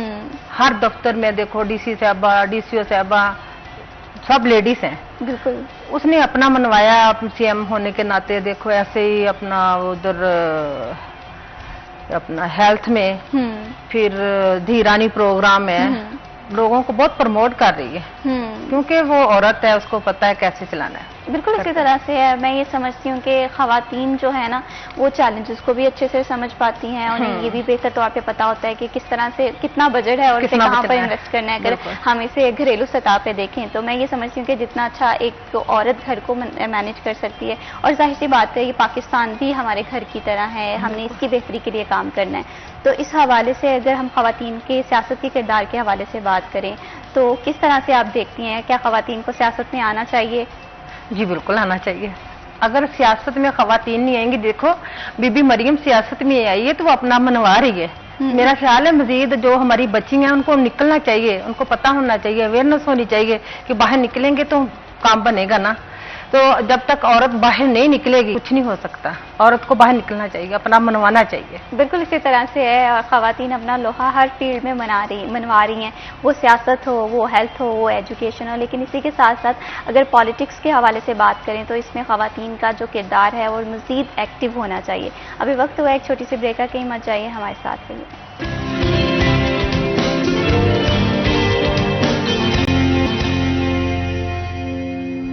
सिटी एट 10 में वंस अगेन खुशामदीद। बात हो रही है फैसलाबाद के हवाले से। फैसलाबाद पाकिस्तान का तीसरा और पंजाब का दूसरा बड़ा शहर है। इसके मसाइल के हवाले से बात हो रही है। यहाँ के जो शहरियों की क्या डिमांड है, कौन से मसले हैं जिन पे फौरी हल तलब होना बहुत ज़्यादा ज़रूरी है, इन सब टॉपिक्स पे बात करेंगे। स्टूडियो में हमें ज्वाइन किया है शाजिया हुसैन ने, हमारी बहुत ही स्पेशल गेस्ट हैं जो कि सिटी सदर हैं शोबे खवातीन विंग पाकिस्तान पीपल्स पार्टी की। अस्सलाम वालेकुम। Thank you so much madam for joining अस। ये बताएं कैसी हैं आप? कैसी हैं आप? ठीक है अल्हम्दुलिल्लाह, मैं बिल्कुल ठीक हूँ। सबसे पहले मैं आपसे गुफ्तगू का आगाज़ करूँगी। आज मुझे लगता है कि मेरा प्रोग्राम ना बहुत पावरफुल होने वाला है। दो खवातीन हैं और सियासत में इतना कलीदी किरदार रहा है। तो सबसे पहले मैं आपसे ये जानना चाहती हूँ कि खवातीन जो हैं वो सियासत में किस तरह से आ सकती हैं, क्या जिसे कहते हैं कि कितना इम्पेक्ट होगा इसकी निस्बत के, क्योंकि सियासत में हम देखते हैं कि मर्दों की शमूलियत बहुत ज़्यादा है, लेकिन जब एक खातून सियासत में आती है तो वो किस तरह से पॉलिटिक्स को चेंज कर सकती है, इफेक्टिव पॉलिटिक्स कर सकती है? बात यह है कि हम लोग तो चाहते हैं कि जितनी भी हमारी पाकिस्तान की ख़वातीन हैं वो सियासत में आएँ। जैसे कि बेनज़ीर साहिबा ने ख़वातीन को बड़ी अवेयरनेस दी। आप देखें इतनी ख़वातीन हमारी डॉक्टर्स, पुलिस में, हर शोबे में हमारी ख़वातीन। हम कहते हैं ये आएँ ताकि हमारे ऐसी जो कानून साजियाँ हैं वो हमारे मुल्क में बेहतरी की तरफ जाए। ये एक ख़वातीन से भर के कोई नहीं कर सकता। एक ख़वातीन ही एक खातून का दर्द समझ सकती हैं। तो मैं तो ये कहूँगी कि ख़वातीन जितनी भी हैं वो पढ़ी लिखी खातून हमारी सियासत में आएँ ताकि हमारी जो सियासत है वो अल्हम्दुलिल्लाह, जब जैसे अब ये देखें अफवाज में भी हमारी पायलट ख़वातीन उन्होंने भरपूर हिस्सा लिया और अल्लाह का बड़ा करम है कि अल्लाह ताला ने हमें फतह दी और अल्लाह ताला ने हमें कामयाबियाँ दी हैं और आज हमने इंडिया को मुंह तोड़ जवाब दिया है और अल्हम्दुलिल्लाह ये ख़वातीन के साथ बिशाना बिशाना वो चल रही हैं तो आज हम कामयाब हैं। बिल्कुल, इसी तरह से कोई भी फील्ड हो, ख़वातीन का हमेशा से कलीदी किरदार रहा है। वो पाक फ़िज़ाइया हो, वो पाक फौज हो, कोई भी फील्ड है, ख़वातीन जो हैं वो मर्दों के शाना बशाना खड़ी हैं और परफॉर्मेंस और कारकर्दगी के लिहाज से भी बहुत बेहतर हैं। और इसी के साथ साथ सियासत के हवाले से बात करें तो पाकिस्तान बनने तक, पाकिस्तान के बनने में और इसी के साथ साथ अब तक सियासत में ख़वातीन बहुत ही एक्टिवली, जिसे कहते हैं, पार्टिसिपेट करती रही हैं। लेकिन हालिया दौर में ख़वातीन जो हैं वो थोड़ा सा पॉलिटिक्स से दूर नज़र आ रही हैं। जो हमारी नई मौजूदा नस्ल है तो उनके लिए ये पैगाम है कि वो प्लीज़ सियासत को ज्वाइन करें क्योंकि पाकिस्तान को ज़रूरत है ऐसे लोगों की जो कि पाकिस्तान के लिए बेहतर तौर पे काम कर सकें। यहाँ पर कुलसूम साहिबा मैं आपसे जानना चाह रही हूँ कि आपको क्या लगता है कि हमने फैसलाबाद के मसाइल के हवाले से बात की, फैसलाबाद के सियासी मसाइल क्या हैं? अभी देखें कि सियासी मसाइल ऐसे हैं क्योंकि हमारे फैसलाबाद में अभी सारी सीटें खाली हैं। अगर कोई सीट होती तो ज़रूर काम हमारे होते। अभी फैसलाबाद में बिल्कुल कोई सीट नहीं है हमारे पास, तो इसके बावजूद भी राना सनाउल्लाह साहब काम कर रहे हैं। आवाम जाती है, उनके काम हो रहे हैं। मरियम बीबी से जाके बोलते हैं, वो करवाते हैं।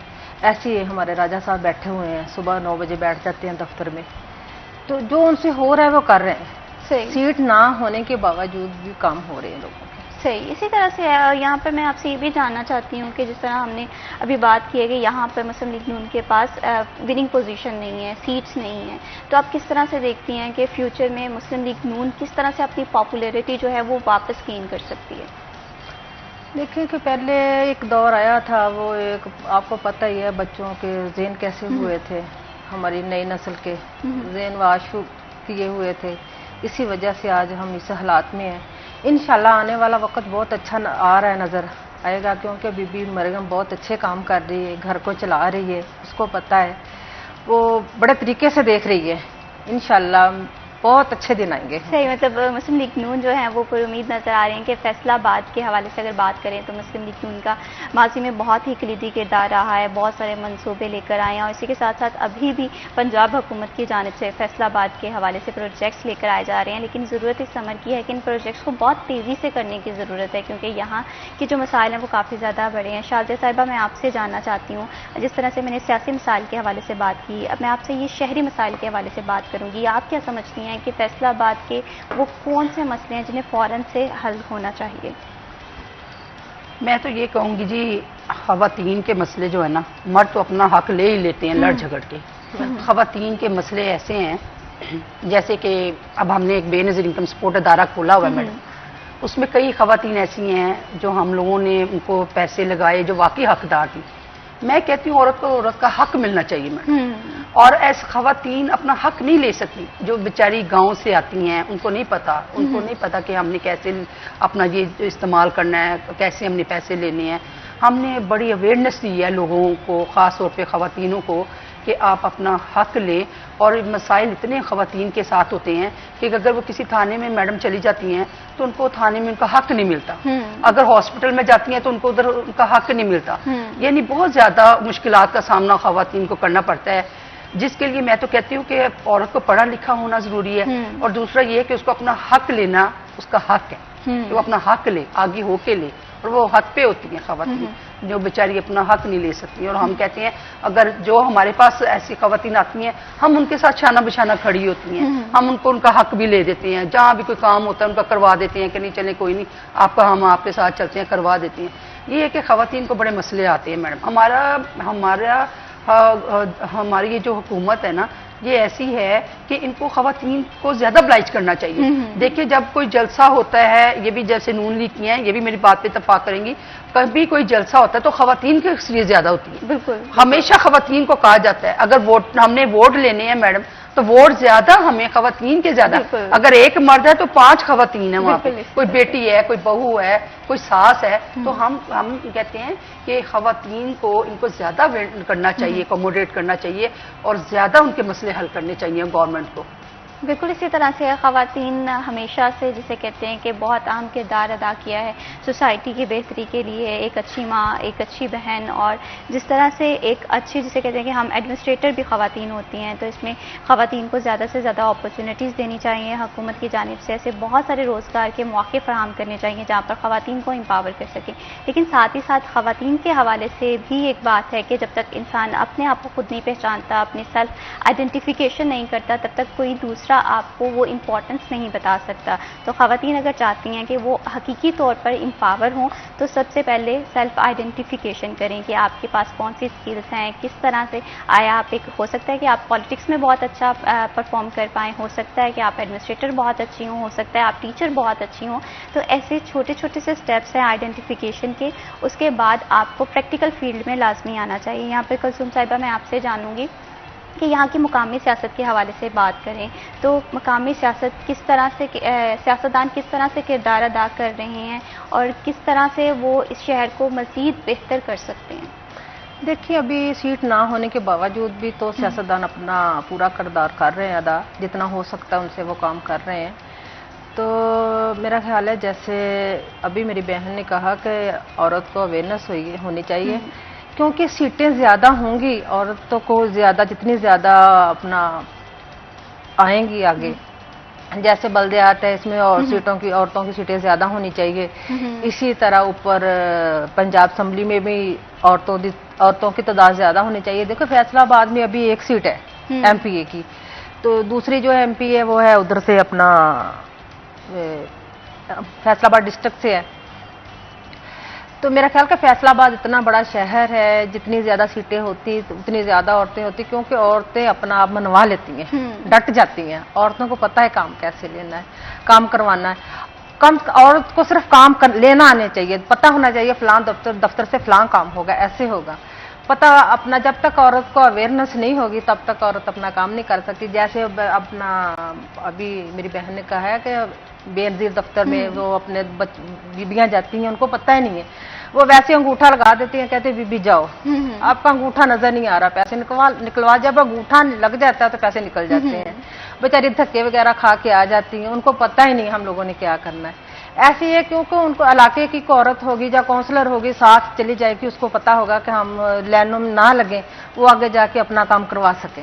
बिल्कुल इसी तरह से आपने जब तक हम घर से नहीं निकलेंगे तब तक कुछ नहीं हो सकता। बिल्कुल इसी तरह से आपने बहुत ही एक अच्छा पॉइंट हाईलाइट किया कि खवातीन की जो शमूलियत है वो लोकल इलेक्शन में या लोकल बॉडीज़ में भी होनी चाहिए, ताकि जो छोटे छोटे से मसाइल हैं उन्हें भी हल किया जाए। बेनज़ीर इनकम सपोर्ट के हवाले से ऐसे बहुत सारे डिपार्टमेंट्स हैं जहाँ पर खवातीन को उनके राइट्स के हवाले से नहीं पता होता, महज उन्हें ये भी नहीं पता होता कि एक ID कार्ड किस तरह से बनवाना है, क्योंकि बहुत सारी ऐसी खवातीन की तादाद जो है वो देहातों से होती है और वहाँ की खवातीन को एम्पावर करना बहुत ज़्यादा ज़रूरी है। तो शाज़िया साहिबा, मैं आपसे जानना चाहती हूँ, आप भी एक खातून हैं और जाहिर सी बात है आप चाहती हैं कि सोसाइटी के आसपास की जो खवातीन हैं वो एम्पावर हों, तो आप इस सिलसिले में किस तरह से अपना काम या अपने हिस्से की जो रिस्पॉन्सिबिलिटी है वो अदा करती हैं? मैं तो आप यकीन मानिए, मैं पहले मैं डिस्ट्रिक्ट जनरल सेक्रेटरी, अब सिटी प्रेसिडेंट हूँ।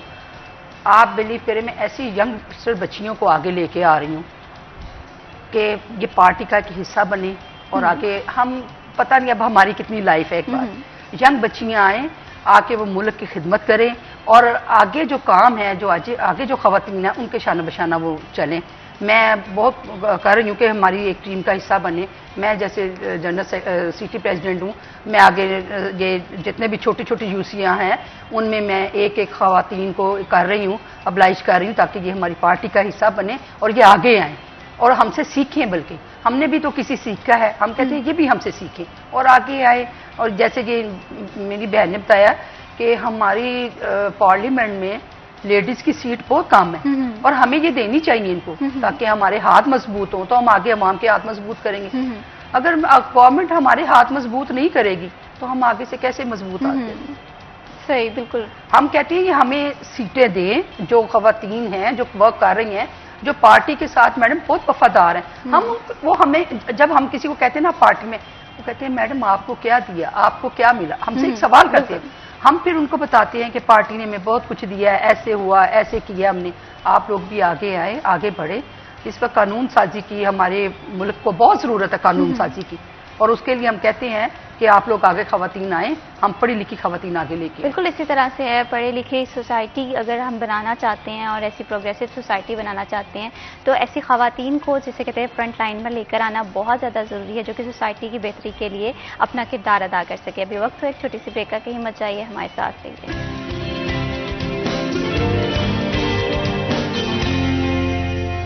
सिटी एट 10 में वंस अगेन खुशामदीद। बात हो रही है फैसलाबाद के आवाम के हवाले से। फैसलाबाद के आवाम के क्या क्या मसाइल हैं? अगर मसाइल के हवाले से बात करें तो बहुत सारे ऐसे मसाइल हैं जिन्हें फौरी तौर पे हल होने की ज़रूरत है, जिसमें हमारे ट्रांसपोर्टेशन का मसला आ जाता है, हेल्थ केयर की बुनियादी फैसिलिटीज़ आ जाती हैं, इसी के साथ रोड इंफ्रास्ट्रक्चर आ जाता है। फैसलाबाद की जो अहम ज़रूरत है वो यहाँ पर कैंसर हॉस्पिटल का बनने का जो है वो एक ऐसा अमल है जो कि फ़ौरन से इसका आगाज़ होना चाहिए। ये देखना है कि यहाँ के जो मकामी क़यादत है, क्या ये फैसलाबाद के मसाइल को समझ रहे हैं, ना सिर्फ समझ रहे हैं, क्या इस आवाज़ को हुकूमत तक भी पहुँचा रहे हैं। इन्हीं टॉपिक पे हम गुफ्तगू करेंगे। तो सबसे पहले मैं कलसूम साहिबा आपसे क्वेश्चन करना चाहती हूँ कि जिस तरह से फैसलाबाद में मैंने बात की है कि यहाँ पर हेल्थ केयर फैसिलिटीज़ की बहुत ज़्यादा ज़रूरत है, यहाँ पर अलाइड 1 है, अलाइड 2 है, लेकिन इसी के साथ साथ यहाँ के जो शहरी हैं वो महसूस कर रहे हैं कि यहाँ पर कैंसर हॉस्पिटल भी होना चाहिए। तो इस मसले को क्या यहाँ की जो क़यादत है उन्होंने पंजाब हुकूमत तक पहुँचाया? जी, पहले 1-2 दिन पहले भी बात हुई थी इसी टॉपिक पे। आज जो है उधर मीटिंग है, इसमें जो अहम है सवाल है कि फैसलाबाद में कैंसर हॉस्पिटल होना चाहिए, क्योंकि फैसलाबाद को छोटा शहर नहीं, बहुत बड़ा शहर है, इनको लाहौर जाना पड़ता है। क्योंकि इधर मुझे पता है, मैं बैठी थी उधर, राना साहब के पास बैठी थी, तो उधर बात हो रही थी कि अपना कैंसर हॉस्पिटल बनेगा इधर। ठीक है, इंशाल्लाह बहुत जल्दी बुनियाद रख दी जाएगी, तो मेरा ख्याल होना भी चाहिए। बिल्कुल इसी बहुत तरह अहम से, जरूरत है। बिल्कुल इसी तरह से, क्योंकि फैसलाबाद एक शहर नहीं है, इसके साथ बहुत सारे इलाके जो हैं वो कनेक्टेड होते हैं। यहाँ पर बहुत सारे तहसीलों से लोग आते हैं, तो यहाँ पर अगर बुनियादी सहूलियात नहीं होंगी, अगर जो हॉस्पिटल मौजूद है उनमें अद्वियात नहीं होंगी, तो मैं ये समझती हूँ कि इसमें जो आम आवाम है जो पहले ही महंगाई से सताया हुआ है, और इसी के साथ से अगर सेहत की जो सहूलियात हैं वो उस तरह से नहीं मिलेंगी तो ये उसके लिए काफ़ी ज़्यादा मुश्किल हो जाएगा ज़िंदगी गुजर बसर करना। यहाँ पर शाहज़ा साहिबा, मैं आपसे पूछना ये चाहती हूँ कि अगर फैसलाबाद के हवाले से बात करें तो फैसलाबाद की जो मौशी सूरत हाल है, आप इसे किस नज़र से देखती हैं? आपकी ये बात मुझे बड़ी अच्छी लगी जो आपने इनसे सवाल किया कि कैंसर हॉस्पिटल का यहाँ पे होना जरूरी है, जबकि हमारा तीसरे नंबर पे हमारा ये फैसलाबाद आ रहा है। आप देखिए कि हमारे इर्द गिर्द देहात बहुत ज्यादा है। बिल्कुल। और वो लोग ऐसे गरीब लोग हैं जिनको किराया नहीं अफोर्ड कर सकते लाहौर जाने का। अगर वो लाहौर जाते हैं तो वो कहते हैं जी आपका इलाज नहीं हो सकता, वो बेचारे मायूस होके आ जाते हैं। हमारी अवाम इस वक्त इतनी मजबूर हो चुकी है माशी इलाज से भी कि वो अपने घर का गुजारा करना उनके लिए बहुत मुश्किल हुआ। मैं तो बड़ी खुशी होती है कि ये अब राना सनाउल्लाह साहब को कहें कि वाकई कैंसर हॉस्पिटल बनाएं। यहाँ पे जितने हमारे देहाती गांव हैं, जितने लोग हैं, उनको उनका इलाज हो सके। लाहौर जाना पड़ता है। फिर एक प्लेटफॉर्म पे हमने कहा कि हाई कोर्ट भी यहाँ पे बनाना चाहिए। जो लोग, ये तो हम कब से बिल्कुल हाई कोर्ट बेंच का यहाँ पे निकाल जी जी बड़े अरसे से हमने मिस पे मैडम हमने एहतजाज भी किए, जिला कौंसिल में बहुत एहतजाज किए कि वो भी यहाँ होना चाहिए। देखिए जी, तो लोग आगे बहुत परेशान हैं। हमारी माशियत इतनी भी ठीक नहीं है जो कि होनी चाहिए। कुछ गवर्नमेंट की पॉलिसियाँ ऐसी हैं, उनको अपनी पॉलिसियाँ मैडम बेहतर करनी चाहिए। आज आपके प्लेटफॉर्म से मुझे बड़ा अच्छा लगा था कि एक पैगाम दूंगी फैसलाबाद वालों को कि जो हमारे डॉक्टर्स हैं या पुलिस वाले हैं या जो भी ऑफिसर अदारे हैं हमारे हेल्थ के हो गए जैसे, इनको एक तो अपना रवैया आवाम के साथ ठीक करना चाहिए, बहुत ठीक करना चाहिए। मैंने हमेशा इस बात पे इनको कहा कि देखें, अगर लोग आपके पास पता नहीं पहले कितने परेशान होते हैं, जब आपके पास आते हैं तो आप उनकी परेशानी को कम करें, ना कि उनको और इजाफा दें उनकी परेशानी। तो मैं आज आपके प्लेटफॉर्म से ये कहूंगी पूरे फैसलाबाद में, जो हमारे फैसलाबाद रीजन है, कि जितने भी हमारे पुलिस के मेल फीमेल हैं या हेल्प से हैं, वो अपना रवैया और बिहेव जो है ना वो ठीक करें, बिल्कुल अवाम के साथ ठीक है। देखिए हमने उनके साथ शाना बिशाना चलना मैडम, हम उनके लिए ही जाते हैं, लोगों की सिफारिश बन के जाते हैं, जैसे कि भी जाती हूँ हम भी जाते हैं, कहते हैं ये मसले हैं इनके हल कर दें, और होना होता है, हल होने होते हैं, मेडिसिन लिखे देते हैं, ये जी हॉस्पिटल से नहीं मिलनी, ये बाहर से चलनी है। इतनी इतनी महंगी मेडिसिन होती है जो बाहर से, हालांकि हॉस्पिटल में मेडिसिन मौजूद होती है, तो कह देते हैं आप बाहर से जाके लेके आए। बिल्कुल। तो मैं आज आपके प्लेटफॉर्म से ये बात आवाज़ उठा रही हूँ कि खुदाया गवर्नमेंट इस चीज़ की तरफ ध्यान दे कि बिहेव जो है ना हमारे गवर्नमेंट का, चाहे पुलिस में है चाहे हेल्थ में, उन पर बिहेव जो है ना वो ठीक करवाएं। बिल्कुल शाज़ा साहिबा, आपने बहुत ही एक अच्छा पॉइंट हाईलाइट किया है कि डॉक्टर्स हों, वो हमारे सिक्योरिटी अफसरान हों, पुलिस डिपार्टमेंट हो, वो कोई भी डिपार्टमेंट हो, अगर उनका बिहेवियर अच्छा नहीं है, वहाँ पर आने वाले लोगों को मुश्किलात का सामना करना पड़ता है। तो मैं ये समझती हूँ कि जो ये इदारे हैं ये पाकिस्तान के और पाकिस्तान की शहरियों के फलाह बहबूद के लिए बने हैं, और यहाँ पर बिहेवियर बहुत अच्छा होना चाहिए, वो चाहे डॉक्टर्स हों, वो चाहे पुलिस अफसरान हो, वो इंजीनियर हो, कोई भी डिपार्टमेंट है, उसका इखलाक जो है वो बहुत ज़्यादा अच्छा होना चाहिए। और ख़ासकर जब बात होती है वहाँ की जहाँ पर लोगों को फैसिलिटीज़ दी जाती हैं, जैसे हेल्थ केयर सेक्टर के हवाले से बात करें, तो वहाँ पर डॉक्टर्स के रवैये जो हैं वो वाकई ही बेहतर होने चाहिए। यहाँ पर कुलसुम साहिबा, मैं आपसे जानना चाहती हूँ कि जिस तरह से अगर हम बात करें हमारी नौजवान नस्ल की, तो सबसे अहम मसला है बेरोज़गारी का। रोज़गार की उस तरह से अपॉर्चुनिटीज़ नहीं है, तो मौजूदा हुकूमत, पंजाब हुकूमत किस तरह से इस मसले को देखती है, और कौन कौन सी अपॉर्चुनिटीज़ जो हैं हम फ्यूचर में इम्कान ये जाहिर किया जाए कि ये फैसलाबाद को दी जाएंगी? देखिए फैसलाबाद एक कारोबारी शहर है, बच्चे पढ़े लिखे हैं, मैं समझती हूँ कि इसमें बहुत अच्छे प्रोजेक्ट लेके आने चाहिए जो हमारे बच्चों को कोई रोज़गार मिल सके, इस वजह से कोई कारोबार चल सके।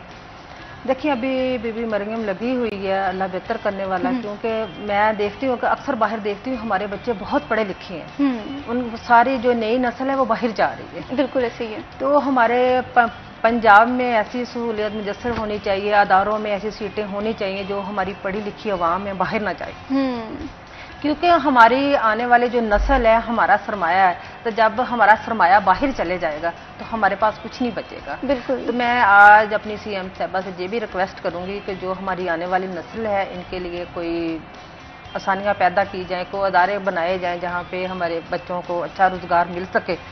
हमारे जो बच्चे पढ़े लिखे अवाम है, हमारे बच्चे पढ़े लिखे बाहर न जाएं। बिल्कुल इसी तरह से आपने ब्रेन ड्रेन के हवाले से बात की है कि अगर आजकल किसी से भी पूछ लें, खासकर किसी नौजवान नस्ल में से किसी शख्स को पूछ लें कि उसका क्या ड्रीम है, तो वो यही कहेगा कि मैं बाहर जाके नौकरी करना चाहता हूँ, जिसकी वजह से पाकिस्तान को आर्जी तौर पर शायद ये नौजवान नस्ल की कमी उस तरह से महसूस ना हो, लेकिन आने वाले सालों में ये एक बहुत बड़ा चैलेंज बन सकती है कि यहाँ के जो नौजवान नस्ल है वो यहाँ से माइग्रेट कर जाएगी और जाकर किसी दूसरे मुल्क में जो है अपनी सलाहियतें जो है उसे कार्ड लाया जाएगा, तो इसमें पाकिस्तान को बहुत बड़ा नुकसान हो सकता है। तो हमें अपने न्यू टैलेंट को यूटिलाइज करने के लिए अपॉर्चुनिटीज़ क्रिएट करना होगी और उन्हें बेहतर मौके फराहम करने होंगे ताकि वो यहाँ पर ही बेहतर करियर जो है वो अपना आगाज़ कर लें। तो मैं शाज़ा साहिबा, आप इसके इसी पॉइंट से मैं आपका भी पॉइंट ऑफ व्यू जानना चाहती हूँ, आप इस चीज़ को किस तरह से देख रही हैं? मिस मैं ये बताऊंगी कि मैं ये थोड़ा सा इख्तिलाफात ना करें तो मैं एक बात करूंगी। जी। मैं हर डिपार्टमेंट में गई, हर डिपार्टमेंट, पुलिस हो, डॉक्टर्स हो, डीसी ऑफिस हो, कमिश्नर ऑफिस हो, जो भी, आप बिलीव करें सीटें हैं, गवर्नमेंट क्यों नहीं दे रही। मैं पढ़ी लिखी, आपका आज ये सवाल मुझे बड़ा अच्छा लगा है और मैं इस बात पे थोड़ा सा बिल्कुल शाज़ा साहिबा, मैं आपसे इस पे बहुत ही, आपके पॉइंट ऑफ व्यू मेरे लिए बहुत कीमती है और मैं आपकी राय मजीद भी जानना चाहूँगी कि नौजवान नस्ल के लिए जॉब अपॉर्चुनिटीज़ होना बहुत ज़्यादा ज़रूरी है। क्या हुकूमत के पास सीट्स हैं या नहीं है, इस पर हम डिस्कशन करेंगे, लेकिन अभी वक्त तो एक छोटी सी ब्रेक का, कहीं मत जाइए, हमारे साथ रहिए।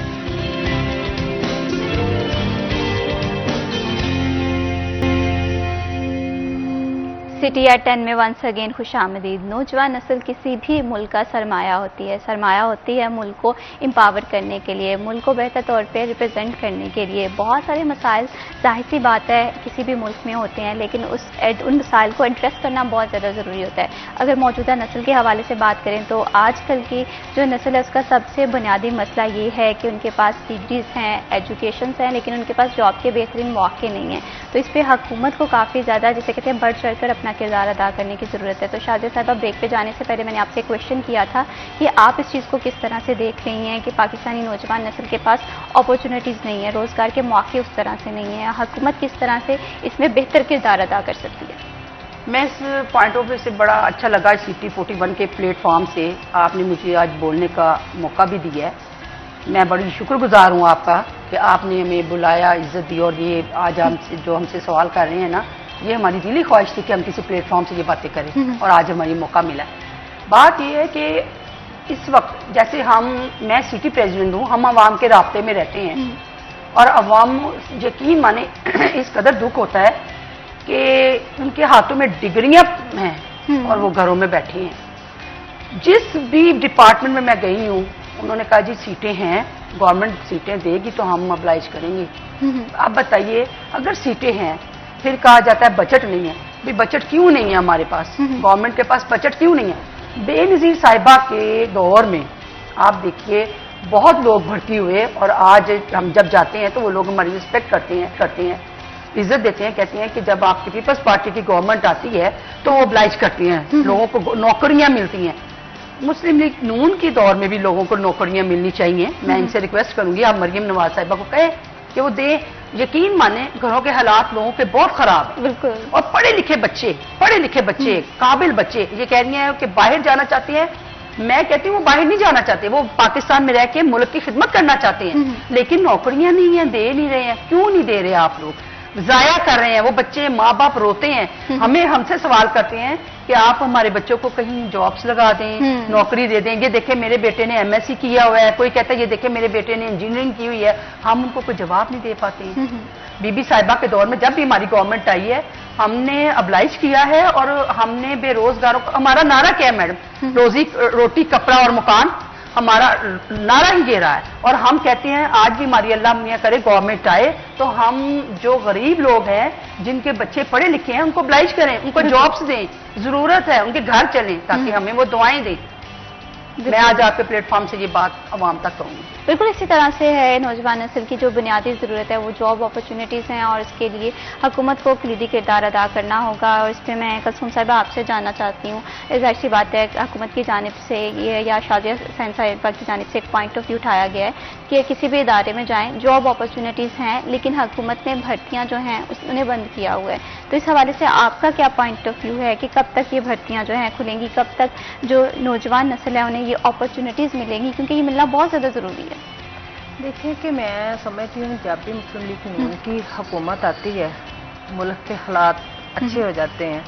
देखिए कभी जैसे कोई नौकरियां आएंगी या फिर अपना अदारे में होती हैं ज़रूरत, वो देते हैं ना, कोई बैठे आला अफसरान बैठे होते हैं, वो बताते हैं हमें जहाँ ज़रूरत है बच्चों की, जहाँ सीटें हैं, तो जारी बात है उन्होंने जब तक आगे कुछ कहना नहीं, बताना नहीं, तब तक तो सीटें नहीं ना निकाली जाती। क्यों हमारे जो अफसर बैठे हों उन्हें बताएंगे तो फिर ही सीटें निकलेंगी। जब भी मुस्लिम लीग नून की आती है हुकूमत, अल्हम्दुलिल्लाह हालात बहुत बेहतर हो जाते हैं। अभी भी इंशाल्लाह आने वाले जो दिन है बहुत अच्छे आने वाले हैं, हमारे बच्चों को मिलेंगी नौकरियां भी मिलेंगी और जो हमारे बच्चे पढ़े लिखे हैं इंशाल्लाह आइंदा दिनों में वो दूसरी जो नारा लगाते हैं ना PTI का, वो भूल जाएंगे। सही क्योंकि अपना अभी देखो बीबी मरियम, अब पिछले दिनों में कितनी महंगाई चल रही थी। मैं रात को बाहर निकली हूँ तो देख रही थी टमाटर 100 के 2 किलो, 2.5 किलो, 5 किलो प्याज 100 का। मैं तो खुश हो जाती हूँ कि चलो मुस्लिम लीग नून की हुकूमत में लोग जो है रोटी तो खा रहे हैं ना पेट भर के। पिछले दिनों में जो पिछली हुकूमत थी उनमें तो लोग रोटी के नवाले के लिए तरस रहे। इतनी महंगी थी, गंदम इतनी महंगी थी और वो प्याज इतना महंगा था, अदरक वो हजारों रुपए था किलो। अभी माशाल्लाह बहुत अच्छे दिन आने वाले हैं और आ भी गए हैं। आप भी बाहर जाती हैं, आपको देखती होंगी रेडियो पे फ्रूट कितना सस्ता मिल रहा है। पहले पिछले रमजान में जब रमजान आता था इतनी ज्यादा महंगाई हो जाती। जैसे मुस्लिम लीग नून की हुकूमत आती है मुल्क के हालात बदलने शुरू हो जाते हैं। जो आने वाले दिन है बीबी मरियम बहुत अच्छे दिन लेके आएगी और हमारे बच्चों को रोजगार मिलेगा। बिल्कुल इसी तरह से रोज़गार मिलना बहुत ज़्यादा ज़रूरी भी है, क्योंकि ये ना सिर्फ फैसलाबाद की आवाम का मसला है, ये पूरे पाकिस्तान में ये इशू देखा जा रहा है कि यहाँ के जो नौजवान नस्ल है उनका एक ही शिकवा है कि उन्हें जॉब अपॉर्चुनिटीज़ नहीं मिलती, और अगर कोई जॉब अपॉर्चुनिटीज़ होती भी हैं तो शायद वो उनकी काबिलियत जो वो रखते हैं वो डिज़र्व नहीं करते। तो ऐसी बहुत सारी चीज़ें हैं नौजवान नस्ल के मसाइल मैं समझती हूँ कि फ़ौरन हल करने की ज़रूरत है, क्योंकि किसी भी कंट्री के लिए जो काम करना होता है वहाँ की नौजवान नस्ल कलीदी किरदार अदा करती है किसी भी कंट्री को इक़्तिसादी तौर पर, माशी तौर पर पावर करने के लिए। यहाँ पर शाजिया साहिबा मैं आपसे ये जानना चाहती हूँ कि हमने महंगाई के हवाले से बात कर ली, हेल्थ केयर फैसिलिटीज़ के हवाले से बात कर ली, क्योंकि फैसलाबाद की मेजॉरिटी ऑफ दी पीपल जो हैं वो ताल्लुक़ रखते हैं देहात से। देहात के मसाइल आपकी नज़र में क्या हैं? क्योंकि शहरों में तो काम हो जाता है लेकिन देहातों में काम करना बहुत ज़्यादा ज़रूरी होता है, तो आपकी नज़र में कौन से नई मसाइल हैं जो कि फौरी हल तलब हैं? फौरी हल करनी चाहिए। मैंने तो आपसे पहले कहा है, जो हमारे ये जैसे ये कह रही हैं कि जो देहात, मैंने पहले बताया कि जो देहात हैं वो हमारे ज़्यादा हैं इधर, और वहाँ पे उन लोगों को मेडिसिन की, मेडिकल की बहुत ज़रूरत है। वहाँ पे देहात के लोगों को ज़्यादा, बल्कि उनके बच्चे ज़्यादा पढ़े लिखे हैं, उनको जॉब्स की ज़रूरत है, उनको ये मुश्किलात के सामने हैं। हम लोग शहरी हैं, हम लोग तो एसी भी लगा के सो जाते हैं, हम लोगों को हर चीज़ अवेलेबल है। लेकिन कुछ देहात के, अब तो माशाल्लाह देहात भी बड़े अच्छे अच्छे गाँव हमने देखे हैं, लेकिन अभी भी कुछ ऐसे देहात हैं जहाँ पे मतलब उनको पानी की, बिजली की बहुत सख्त ज़रूरत है। और मैं कहती हूँ हमारी गवर्नमेंट को ये देखना चाहिए, उनको करना चाहिए। आज देखिए ना, देहातों में ये लोग गंदम की पैदावार करते हैं तो हम लोग भी खाते हैं, हम लोग बिल्कुल मेहनती हैं, मेहनत कश जो होते हैं ना, हमें उनका पसीना खुश्क होने से पहले उनको उनकी उजरत मिलनी चाहिए। जो हमारे मजदूर हैं देहात वाले, इस वक्त इसी प्लेटफॉर्म पे मैंने फिर बात करनी है, जैसे कि जो गवर्नमेंट है वो जितने मेहनती मजदूर हैं उनको उनका हक दें। वो इस वक्त गवर्नमेंट की तरफ देख रहे हैं, उनका हक दें। मेहनत का सान जो है ना, जब ये तो हदीस में भी है कि उसका पसीना खुश्क होने से पहले उसकी उजरत दी जाए। तो मैं इसी प्लेटफॉर्म पे कहूँगी कि उनको बहुत मसाइलों की ज़रूरत है जो कि हल होने चाहिए। ख़ास तौर पे देखें जी, उनको पानी, बिजली और ऐसी चीज़ें, मेडिसन, ऐसी चीज़ें, हॉस्पिटल्स वगैरह ऐसी चीज़ें होनी चाहिए जो कि उनको उनका जो है ना तहफ़्फ़ुज़ात उनको मतलब उनके दूर किए जाए, उनको उनकी मिलनी चाहिए, उजरत मिलनी चाहिए। बिल्कुल इसी तरह से है, मेहनत कश को उसका जो वेजेस हैं वो भी तय करदा हुकूमत की जानिब से रेट है उसके मुताबिक देनी चाहिए। इसी के साथ साथ पाकिस्तान एक एग्रीकल्चर कंट्री है और इसके किसान जो हैं उन्हें एम्पावर करने की बहुत ज़्यादा ज़रूरत है। उनके जितने भी राइट्स हैं उन्हें वो राइट्स दिए जाएँ, उनके लिए जाहिर सी बात है कि काश्तकार जो है वो एम्पावर होगा तभी पाकिस्तान जो है वो बीइंग एग्रीकल्चर कंट्री जो अपनी साख्त को जो है वो मेंटेन रख सकेगा। तो इसमें कुलसूम साहिबा मैं आपसे जानना ये चाह रही हूँ कि हमने देहात के मसाइल के हवाले से बात की, शाजिया साहिबा ने बहुत ही अच्छे से देहात के मसाइल हाईलाइट किए, तो हुकूमत किस तरह से इन मसाइल को हल कर रही है? देखें, देहात में, अपना देहात में भी हमारे नुमाइंदे बैठे हुए हैं, काम हो रहे हैं। पहले जो पहले देहात होते थे वो नहीं अब रहे, बहुत अच्छे हो गए। वो तो मेरा ख्याल है कि शहर से भी अच्छे लगते हैं। मैं जब जाती हूँ ना अपने गाँव में तो मैं देखती हूँ कि पहले वाले गाँव नहीं रहे, बहुत अच्छे हैं। अभी कुछ लोग ऐसे कुछ जिनको उनका मसले हैं जो हल नहीं हो रहे। तो अभी देखें कि अभी पहले पीटीआई की हुकूमत में तो कोई काम नहीं हुआ, अभी एक अकेली औरत लगी हुई आस्ता आस्ता सारे सबको देख रही है, तो इंशाल्लाह हो जाएगा, जल्दी हो जाएगा। तो इस पे जी मैं रिक्वेस्ट कर सकती हूँ बीबी मरियम साहिबा से कि वो देहात की तरफ देखे। सही, मेरा ख्याल है कि काम हो भी रहे हैं। बिल्कुल इसी तरह से है, देहातों पे काम होना बहुत ज़्यादा ज़रूरी है। पीने के साफ पानी के लिहाज से वहाँ पर डिस्पेंसरी होनी चाहिए, क्योंकि अमूमन बहुत सारे देहात ऐसे होते हैं कि जो शहर से बहुत दूर होते हैं। अगर वहाँ की आवाम को बुनियादी सहूलियात नहीं मिल रही, तिब्बी सहूलियात नहीं मिल रही, तो उनके लिए काफ़ी ज़्यादा मसला हो जाता है। तो इसमें वहाँ के लोगों को डिस्पेंसरीज भी बननी चाहिए और बहुत सारे बहुत सारे मसले मसाइल हैं जिसमें पानी, पीने का साफ पानी बहुत सारे देहातों में नहीं है। बिजली जो है वो उस पर भी जिसे कहते हैं कि अमल दरामद होना चाहिए, क्योंकि ये सारी चीज़ों को एम्पावर करने के लिए बहुत ज़रूरत है हुकूमत की जानिब से अपना कलीदी किरदार अदा करने की। बहुत शुक्रिया कुलसूम रफ़ी साहिबा, आप हमारे प्रोग्राम में आई। बहुत शुक्रिया शाजिया हुसैन साहिबा, आपने हमारे प्रोग्राम को वक्त दिया, क्योंकि हर किसी का एक ही जिसे कहते हैं कि बात करने का तरीका ये है कि पाकिस्तान को फैसलाबाद को एम्पावर किया जाए, और फैसलाबाद तब एम्पावर हो सकता है यहाँ की यूथ को अपॉर्चुनिटीज़ मिले, यहाँ पर हेल्थ केयर के जो मसाइल हैं वो हल हो, यहाँ पर पीने के साफ पानी दिया जाए और यहाँ पर अच्छे जो रोज़गार के मौके हैं वो फराहम किए जाएँ, फिर जाकर फैसलाबाद जो है एम्पावर हो सकता है। हुकूमत भी किरदार अदा कर रही है, लेकिन इसे थोड़ा सा जिसे कहते हैं कि इफेक्टिवली काम करने की ज़रूरत है। अभी इसी के साथ मैं विश हबीब को दीजिए इजाज़त। अल्लाह हाफ़िज़।